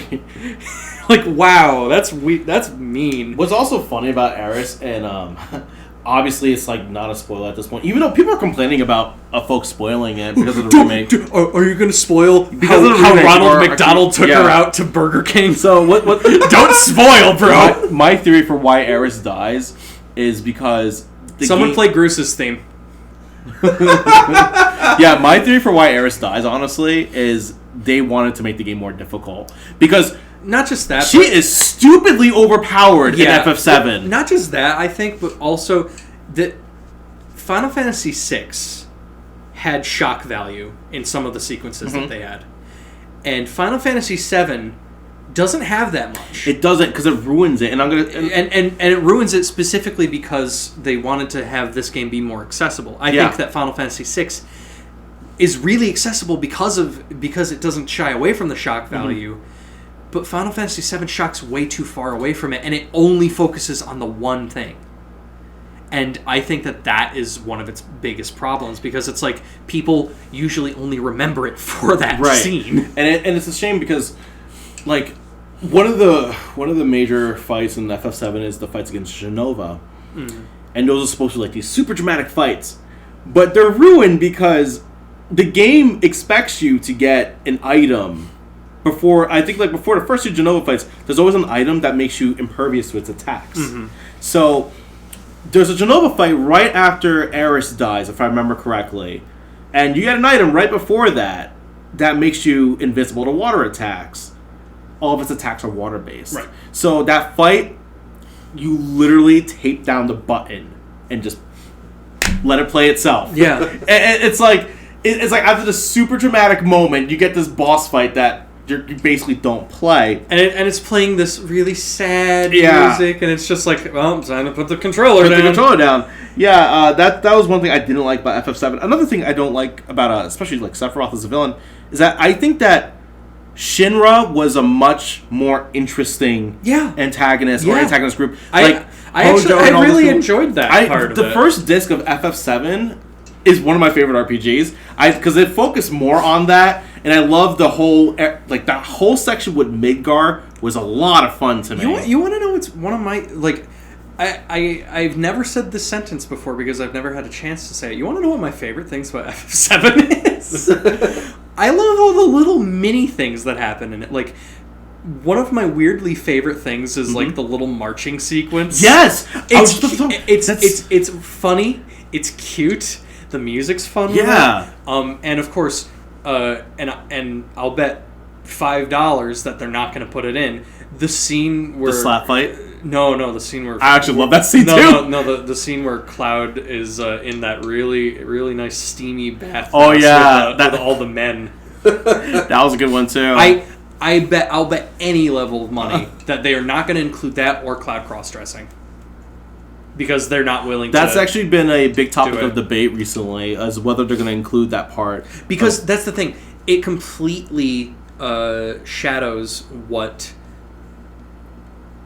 I believe the major populace views Cloud as nowadays. They don't see Cloud as having a possible sense of humor. No one does. And it's weird because he's probably one of the funniest characters in the series, in Final Fantasy VII, because of all the goofy shit that he gets into. And it also it's like a Saturday morning cartoon. And it also doesn't help that like the localization made the script a lot goofier than it should have been. Oh yeah, like the Barrett in general. He got Cloud, you're so full of private. And then there's that one line where like Cloud literally says, "Let's mosey." There's all sorts of like silly, goofy lines in FF7 because of the localization from back then. Do you think we'll get CG Will Smith as Barrett? One can only hope. Aha! That's hot! But yeah, I mean, despite some of those flaws, I really, really enjoyed FF7's first disc. I think that was the game at its strongest. A lot of really great scenes were in that first disc.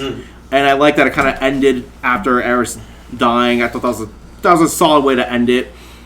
And the thing is, like, after that first disc, it just kind of slows down. Because you get into that whole you're chasing Sephiroth thing, and it just becomes a lot less interesting. The second act of Final Fantasy VII is a drag. Yeah, it becomes a lot less interesting.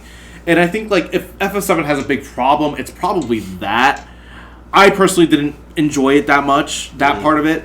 The first part was fantastic. I loved Midgar. I thought that was absolutely amazing. It starts off with a bombing mission. It gets you really interested. It's, like, super tense. I really love the mini games in it too. Like, I love the bike scene. That was really cool. You want to know one thing that I think is probably one of the biggest complaints that I have about Final Fantasy VII is that they took all of the best parts of Final Fantasy VI and recycled it. I can agree with that too. That's one of the big problems that I see, because, like, people look at Final Fantasy VI and say, oh, it's not nearly as good as Final Fantasy VII, but it's just like, Final Fantasy VII was only good because it took that. You know, it's... I'll talk a little bit about Final Fantasy VI after we're done with this, but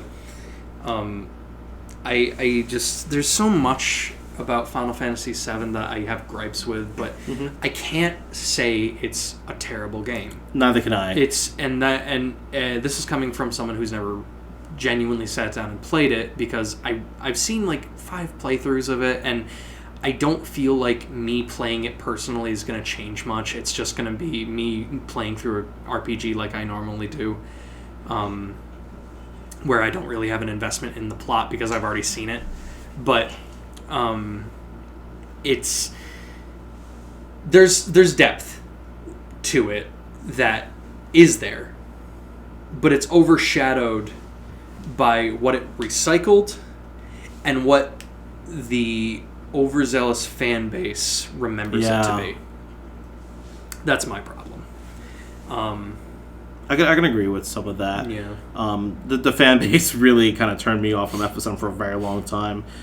I think that's my problem with any game series, really. Like, when there's an overzealous fan base that, like, will not shut up about something and just constantly push it in your face. It makes you not really want to try it out, because it's like, okay, can you please stop talking about it? Because I'd like to find out a little bit about it. It doesn't help that, like, for basically 10 years, FF7 was, like, hailed as the greatest video game of all time. Yeah, and it's still, like, what people consider to be, like, still one of the greatest video games of all time, which it really is. It's not, even in its time. It's like...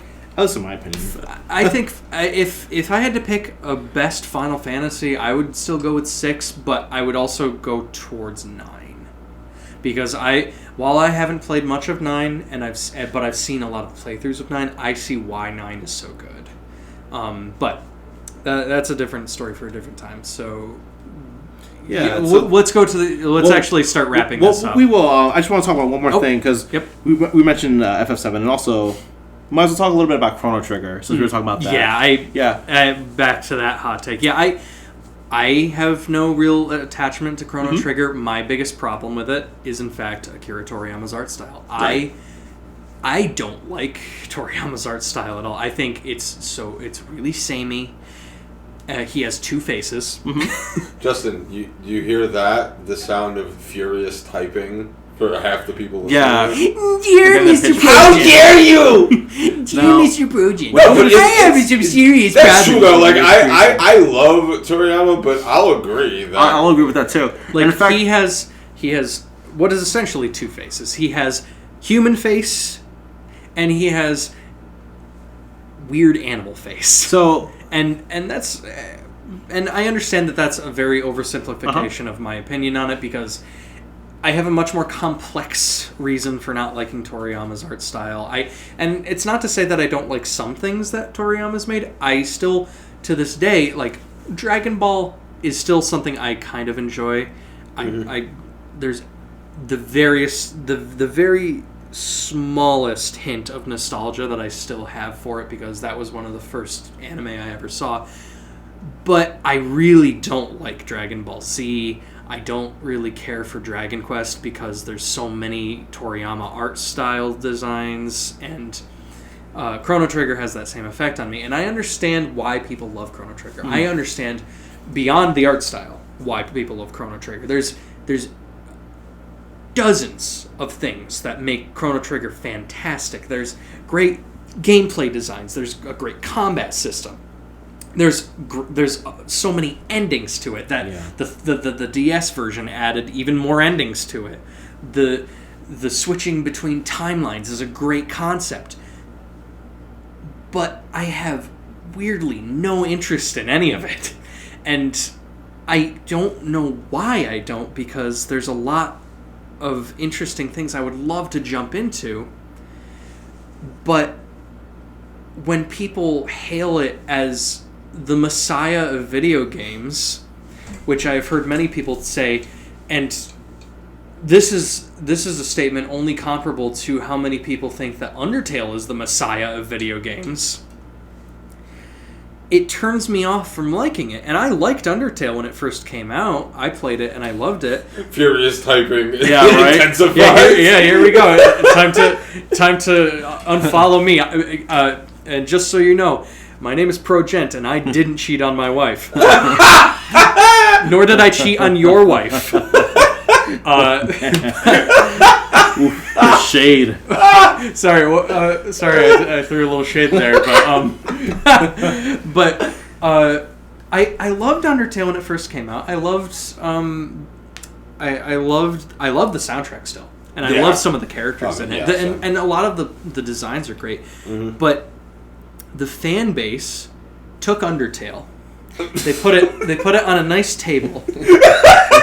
And then they started taking knives to it and dissecting it. Yeah, and they were like, oh, there's so much depth inside this. Yeah. I need to dig deeper. Yeah. And there's only so much you can dig to before you realize that you bore a hole through the table. Yeah, here's the thing. Just very quick side note, because you did bring up a very important Yes, topic. Sam, you never talked today, so let's get you talking. So like, you say that there's only a certain amount of depth in something like Undertale. Mm-hmm. And I think that's kind of universally sound, because, you know, you take like any movie or video game or TV show or board game, anything that could be dissected, even the tiniest microcosm, mm-hmm. And people, and I almost find it as like this double-edged sword, because I think that the beauty in having art is that it is subjective, and that you can interpret it in a million different ways. Oh yeah. But also the other side of that coin is, and I agree with you, is that when you start taking out the Dexter's carpenter tools, and you start really with like a fine-tooth comb and really just until there's no more blood and you're stabbing it, then it's kind of, you're losing sight of the importance of it. Yeah, because it's the importance of it was the body itself. Right. Like there was a specific meaning of the body, but when you start drilling into the ground past the table, you really start wondering, like, where's the rest of it? Where is the rest of this story that I've developed, that I've delved so far into? And it's just like, there's not. Right. And this is not us saying don't have a deeply invested interest. No, not at all. This is just us saying that, like, sometimes, like it, like, you know, for example, like when the Shining came out, and mm-hmm. and you know, at that point, like, hashtag movie chat. Yeah, and Stanley Kubrick was like being praised as like this deep misunderstood artist, and everybody was just like analyzing every little plot point, Jack's vision with the bartender, and all these other significant yet insignificant movie details, and you looked at that fan base and you're like, okay, shut up. Cool. It's cool that you're theorizing on this, but then you get the director coming out in an interview like, that's not what it's not. Like, I'm flattered, but that's really not what it's about. So there's a difference between... I actually, sorry to interrupt. This actually reminds me a little bit of a recent thing that came out of people were complaining about Yoda in like The Last Jedi, about how, no, you wouldn't do what he did. You wouldn't destroy the Jedi text. That's not in his character. And Frank Oz, the man who plays Yoda and is the most closely related to him said, "That's totally in his character. What are you talking about?" And people were saying, "Who the fuck are you to know what Yoda would do?" And he's just like, "Oh yeah, are you serious?" I remember seeing that. That's the thing too. We so many people have become entitled to their opinion on social media. And there's nothing wrong with having a deep, insetted opinion. Of course. And there's nothing wrong with you clashing opinions with other people. Sure. It's normal. But remember that if the artist who made it actually makes a statement on what the interpretation was, and it might be different from the one that you personally came up with, don't start shitting on them for no reason. Right, yeah. I know you guys don't watch or really care about Game of Thrones. That could be another argument. People were pissed about. They'll never admit this, but the issue they took was not about crappy storytelling, because it was fantastic storytelling. The issue people took that they'll never admit is that their personal preference wasn't met. Yeah. I from what I've gleaned of it, one of the main problems is that like they destroyed Daenerys at the end of this series, and from what I understand, like Daenerys did a lot of really shitty things to a lot of people throughout the series, but the only reason why people were okay with it before was because it was bad things happening to supposedly bad people that were bad to her, and people liked her because she had nice tits. But yeah, basically. But then when she does something bad to supposedly innocent people that didn't supposedly do anything to her, and then people are like, that doesn't suit her character. And it's just like, did you see all those things she did to those other people? Right. I actually just shameless plug on Silver Screen Fiends podcast. I did an episode recapping the series finale. So yeah, it's all about power perspective. People see that it's a massive oversight, and that upsets me, because you need to look at any art form objectively, and you need to understand that there's a clear divide between what makes sense in a storyline versus what you wanted to see. You don't get the shut that off. Sorry everyone. Stop getting calls, Sam. Stop being popular, man. I thought I had that disabled. Right. Good time. But yeah, I could go off on a tangent. I'm not going to. But yeah, power perspective plays heavily into any art form in life. Yeah, it's a problem, and it's not. There's a few issues that I have with fans thinking that they are the definitive judge or on certain YouTuber. I've already done my shade throw for today, Justin. Please don't make me a villain. In other words, it ain't that deep. Yeah, exactly. Also, did you see that picture of the Big League Chew that they left on the Iron Throne? They forgot to edit that out. But yeah, to bring it back to what we're saying. Let's backpedal all the way back to Chrono Trigger. So you said what you said about Chrono Trigger.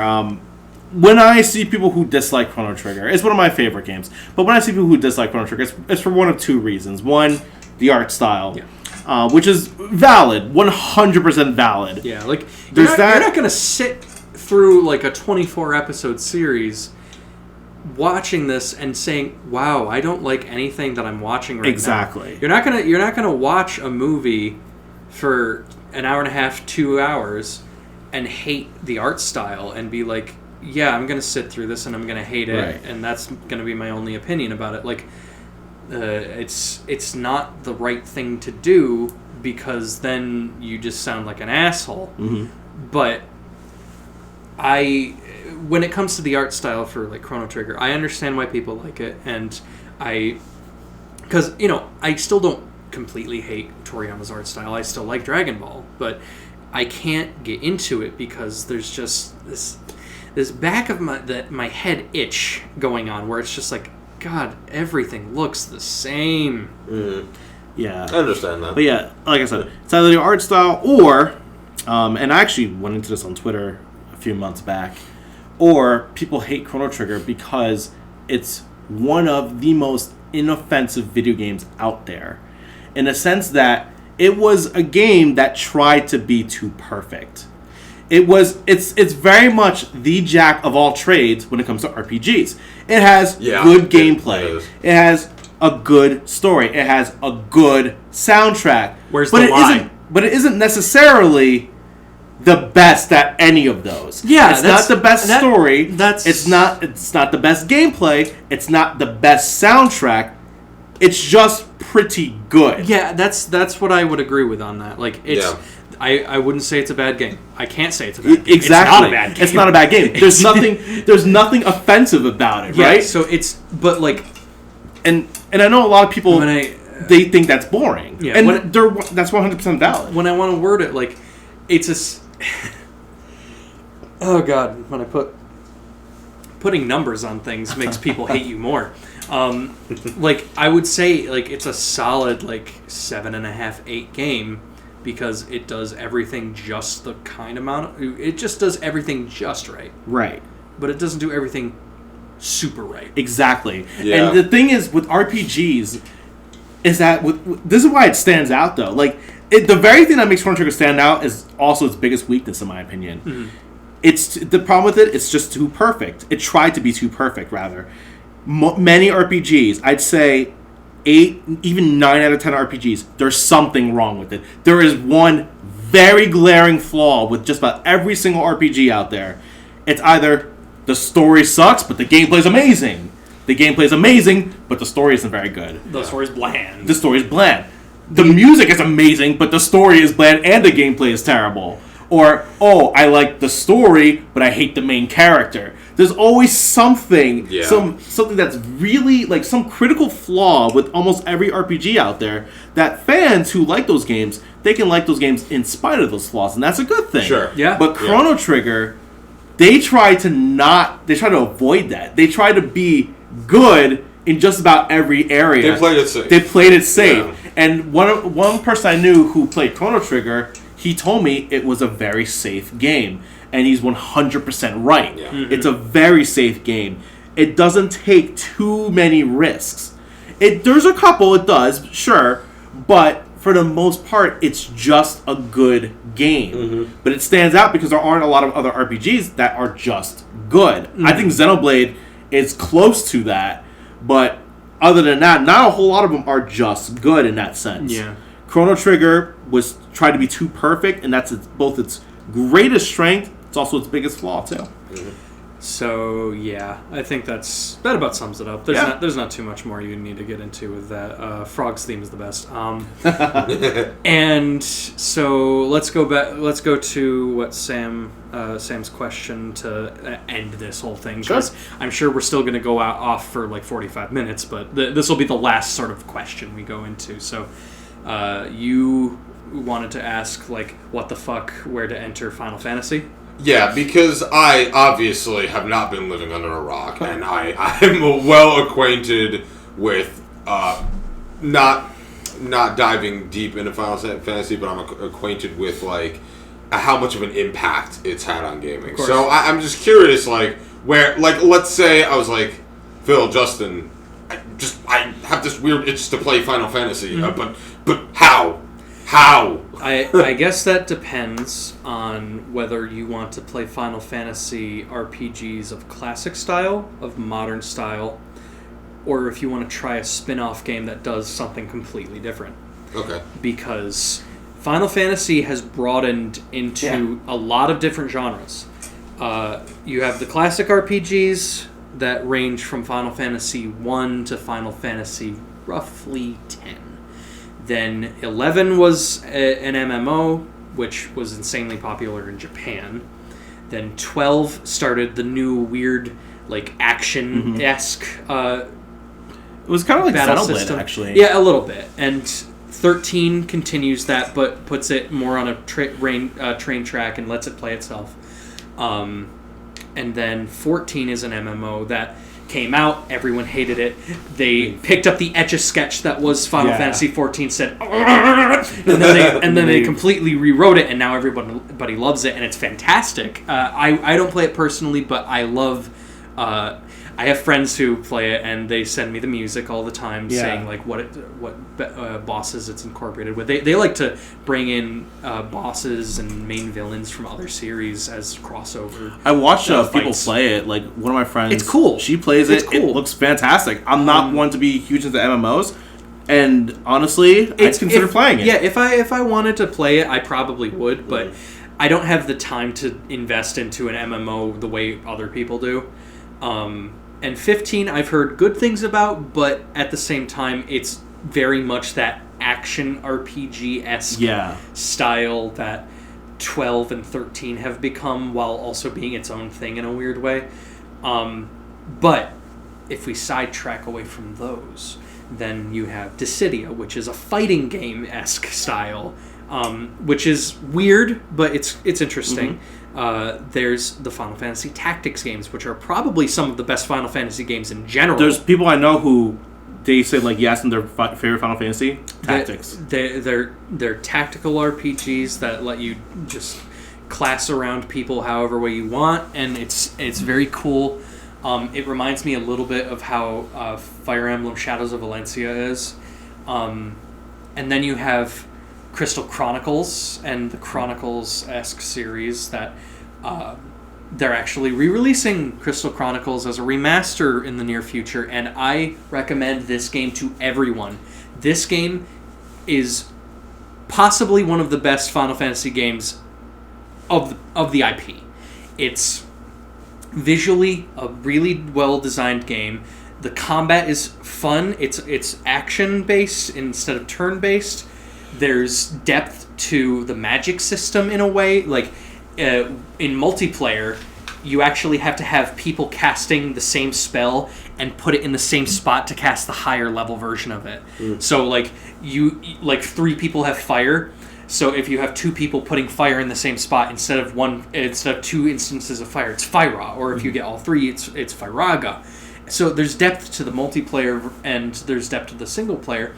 And I will go on record in saying that Final Fantasy Crystal Chronicles has one of...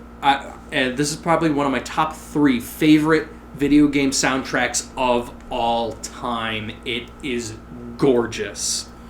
The composition was done with these very medieval instruments. It's beyond beautiful. Every song has such amazing depth to it.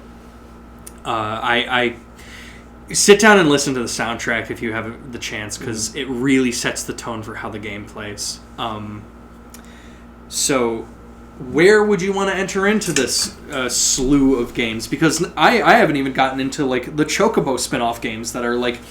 There was one for the DS that I actually really enjoyed that was card-based, and it was mini-game based. Yeah. And it was a lot of fun. It was really cute. Very, very much a Yoshi game style, where it's it's like pop-up book style, and the designs for all the monsters and stuff is really just so cute. Yeah.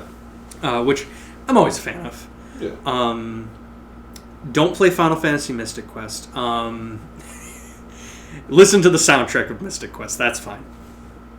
If you want any of these types of games, you can check out pretty much any of them. There is so many places you could try out Final Fantasy and probably have a good time. Honestly, like, I think the best way to get into Final Fantasy today would be to play the new digital releases. For example, even though we kind of spent some time kind of trashing it, FF7 is on Switch. Yeah, well, see, that's where I actually wanted to begin, because, like Phil had mentioned, although he didn't really grow up playing it, I also watched people play it, and there was a certain level of intrigue I felt for it, because I'm like, wow, so this is the game that everybody commends as the end-all be-all. I guess I gotta give it a shot. I would say actually play that on Switch, because it's the old game, right? And it's the one that people know, but it has a lot of modern conveniences. And I believe the FF9 also has those too. Yeah. If I had a choice, obviously, I'm not going to shock anybody in saying that I would probably pick Final Fantasy VI. but I would also possibly say Final Fantasy 5 or 4. I would say 4. I would say 4 because 4 is an extremely accessible rendition of Final Fantasy, because 4 is actually very easy in a way. The only reason I was going to say 4 actually. The only reason I didn't say 4 is because there is too much FF4 out there. Yeah, there's a lot of versions of it. There's a lot of releases of it. I agree that, and one of the problems is like the PC release is like the mobile phone release, and it looks ugly as sin. If you have a DS, I would recommend the regular DS release of it.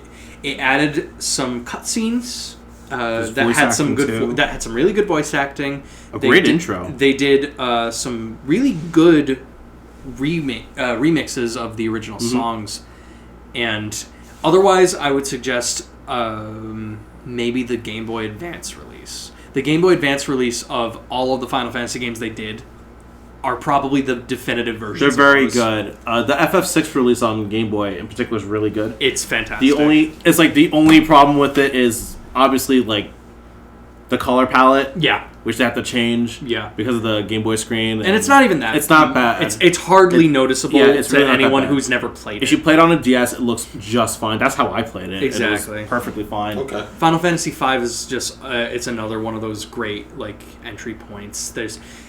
It takes one of the coolest systems that Final Fantasy ever did, which is just the job system, where you can choose whatever class you want for your character, and when you use it enough, you unlock the abilities of it to just have.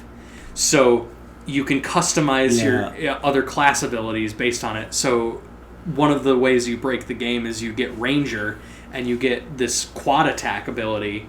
You get Mystic Knight, which you have to imbue your weapon with a specific element, and you get Mage, so you can learn things like Flare.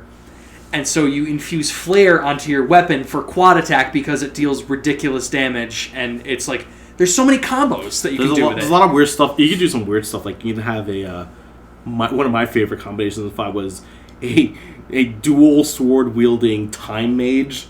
Yes. Well, Time Mages are really broken in that game. Yeah, it's a really good class. But you can have it dual wield swords, which is really funny. Mm-hmm. But I think I wouldn't recommend FF5 because it's also a hard game. It's a hard game. It has some very complex mechanics. Mm-hmm. And I think that it's the kind of game where they're going to throw a lot of classes at you. Mm-hmm.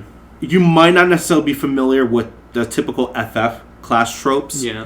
So you can get intimidated by it. Also, there's bosses that have status effects that lower your level mid-battle. Yeah. Which is crazy. Count me out. Yeah, so I think that, personally, I think the best ones to play are the modern re-releases. If you want something retro, even the original FF. Like, the re-release, I would say. The PSP version was really good. Either that or the Game Boy Advance version. Yeah. Because that's the same release. Because those were really good. They balanced it a bit better. They added a bunch of, like, extra bonus content post-game. Mm-hmm. It's accessible. The classes are simple to understand.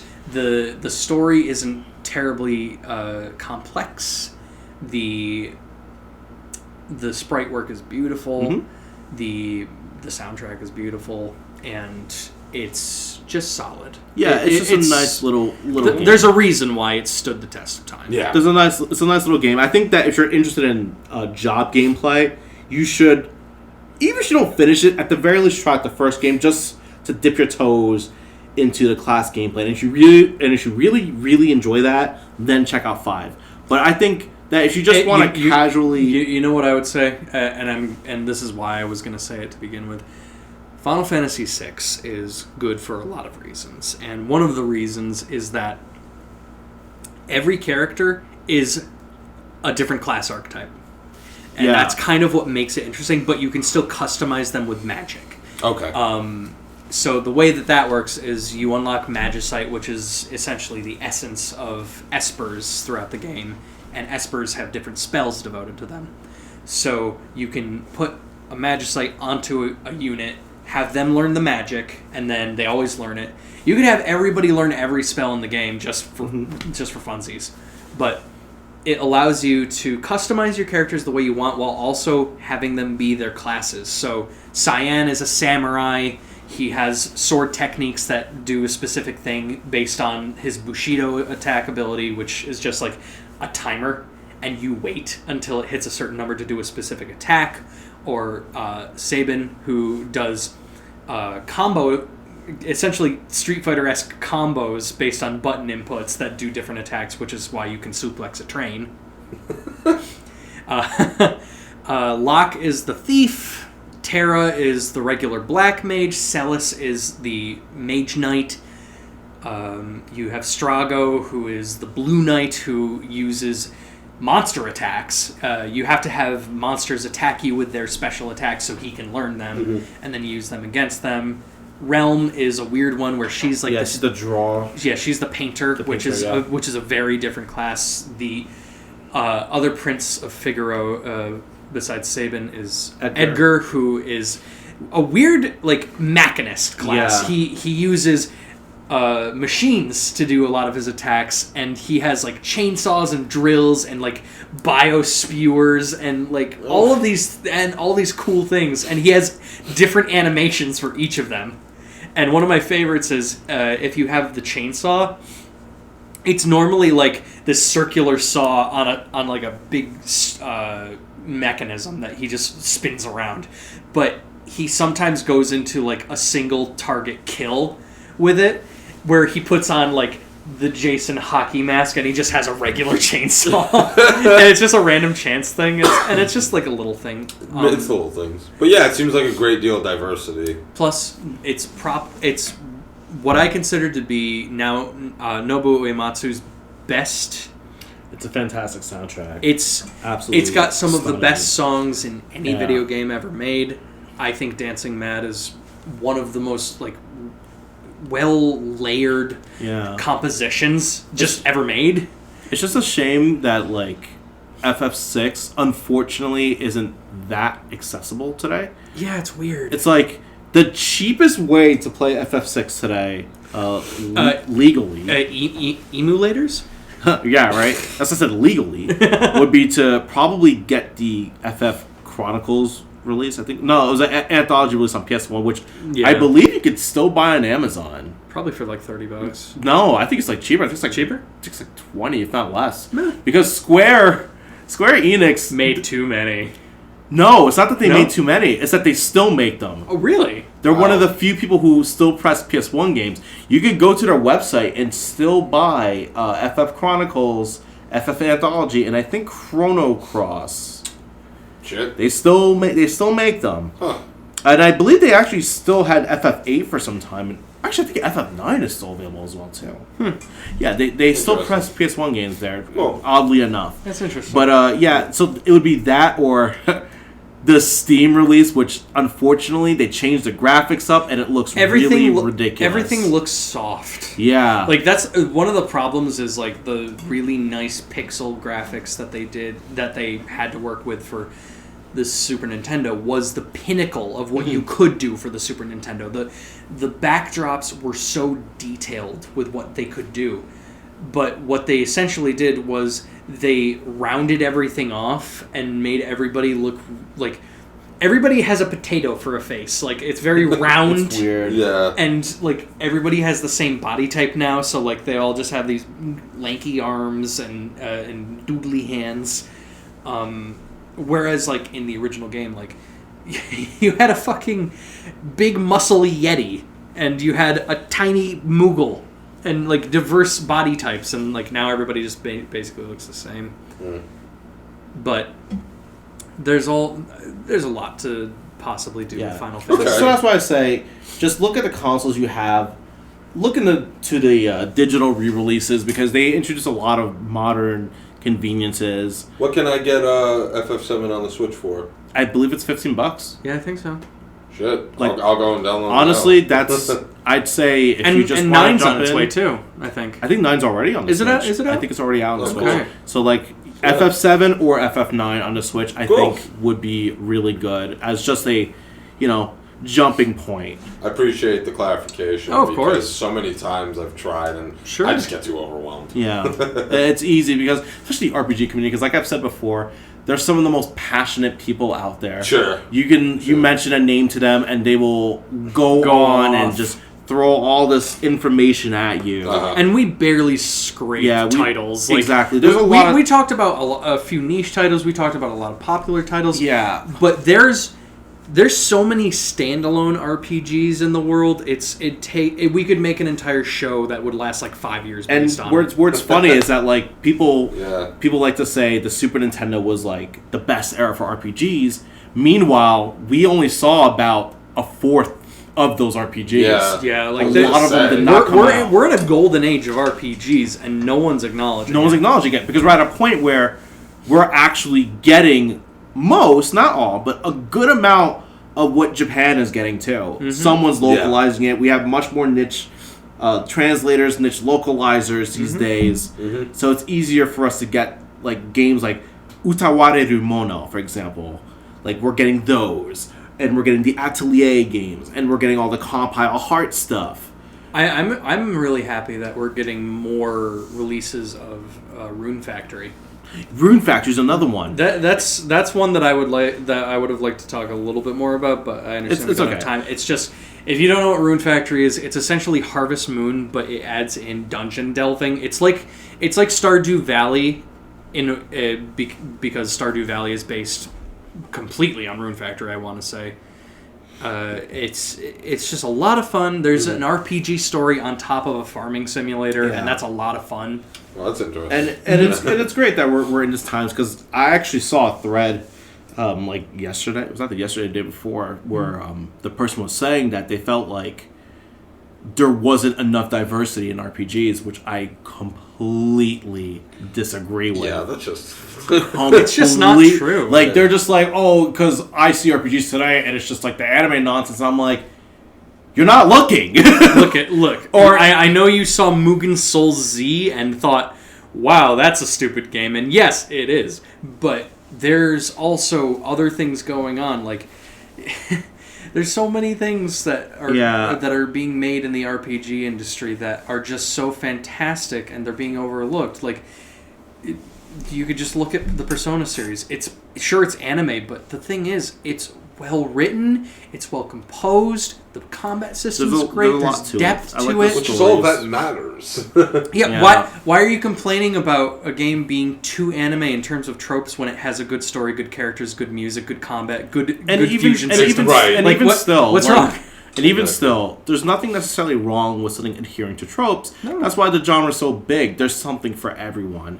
Like, what might seem like nonsense to you is a game that somebody else is probably going to love. You want to know what I'm looking forward to? I'm looking forward to Code Vein, which is essentially a Dark Souls-esque anime game about vampires. And from what little gameplay I saw of it recently that came out from, I want to say it's a closed beta or something, or I think it was the network test, maybe. It still needs a little polishing, but it looks like it's going to be a lot of fun. It looks like a solid Souls-like game with mixture of God Eater I should say God's Eater.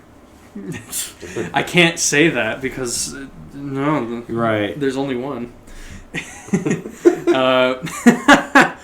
And the art style for it looks great. It really adheres to that design that they're going for, which is it is very anime, but it works. Mm-hmm. Like it almost has a Tokyo Ghoul feeling for me, because people are wearing masks that have blood being fueled into them so they can survive because they're all vampires, and like that's a fun design. And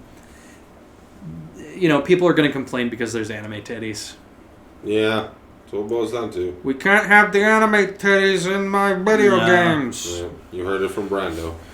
Yeah, and it's so unfortunate to me that, like, we live in this era of just constant hate on not just the game. Not even just RPGs. Not even just RPGs. Every genre gets shit on by every other person for stuff that, like, it's just funny to me when new games get just like completely shit on for doing things that the older games did that people praise for. Yeah. Or new games are trying to do something new, And then they people get are like, overlooked. "Oh, what? You can't enjoy the way old things were." Exactly. It's like You this- never win. You never win, and that's why you stop focusing on the people who are writing articles for like Kotaku, and you realize, wait, I should just try and play this game by myself, and not listen to sensational And then story writing. It's just so ridiculous to me that like it doesn't work.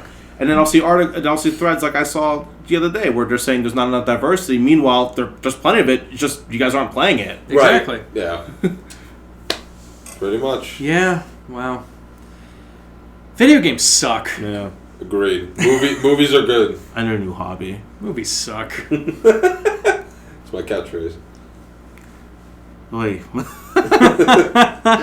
Well, thank you, boys, for being here with me today. We Yes. talked for probably over 3 hours again. It's we're right at the 3-hour mark exactly now. Oh, that's Beautiful. great. Exactly. I like doing these longer episodes because I think that there's so much to talk about, and an hour and a half, while is a good amount of time to talk, I feel it doesn't do justice to a lot of the topics we like to talk about. Sure. And it just means more time to talk with some of my favorite guys. So I'm glad that you two came along. Yep, glad to be here. You can see Sam at the Silver Screen Fiends podcast, available on SoundCloud. We got it on SoundCloud, we got it on iTunes, and I believe those are the only two for now. We're looking Okay. to expand, but hey, hit us up. Looking forward to it. And of course, Justin is from XenoChat as well as a writer for Operation Rainfall. Mhm. You can see his reviews for the various RPGs we like to talk about there. Yeah, I mean, I don't do a whole lot of RPG reviews. I did review a really obscure one that we didn't talk about called Tokyo Twilight Ghost Hunters. Mm-hmm. That's a game that I feel is one of the most misunderstood video games of all time.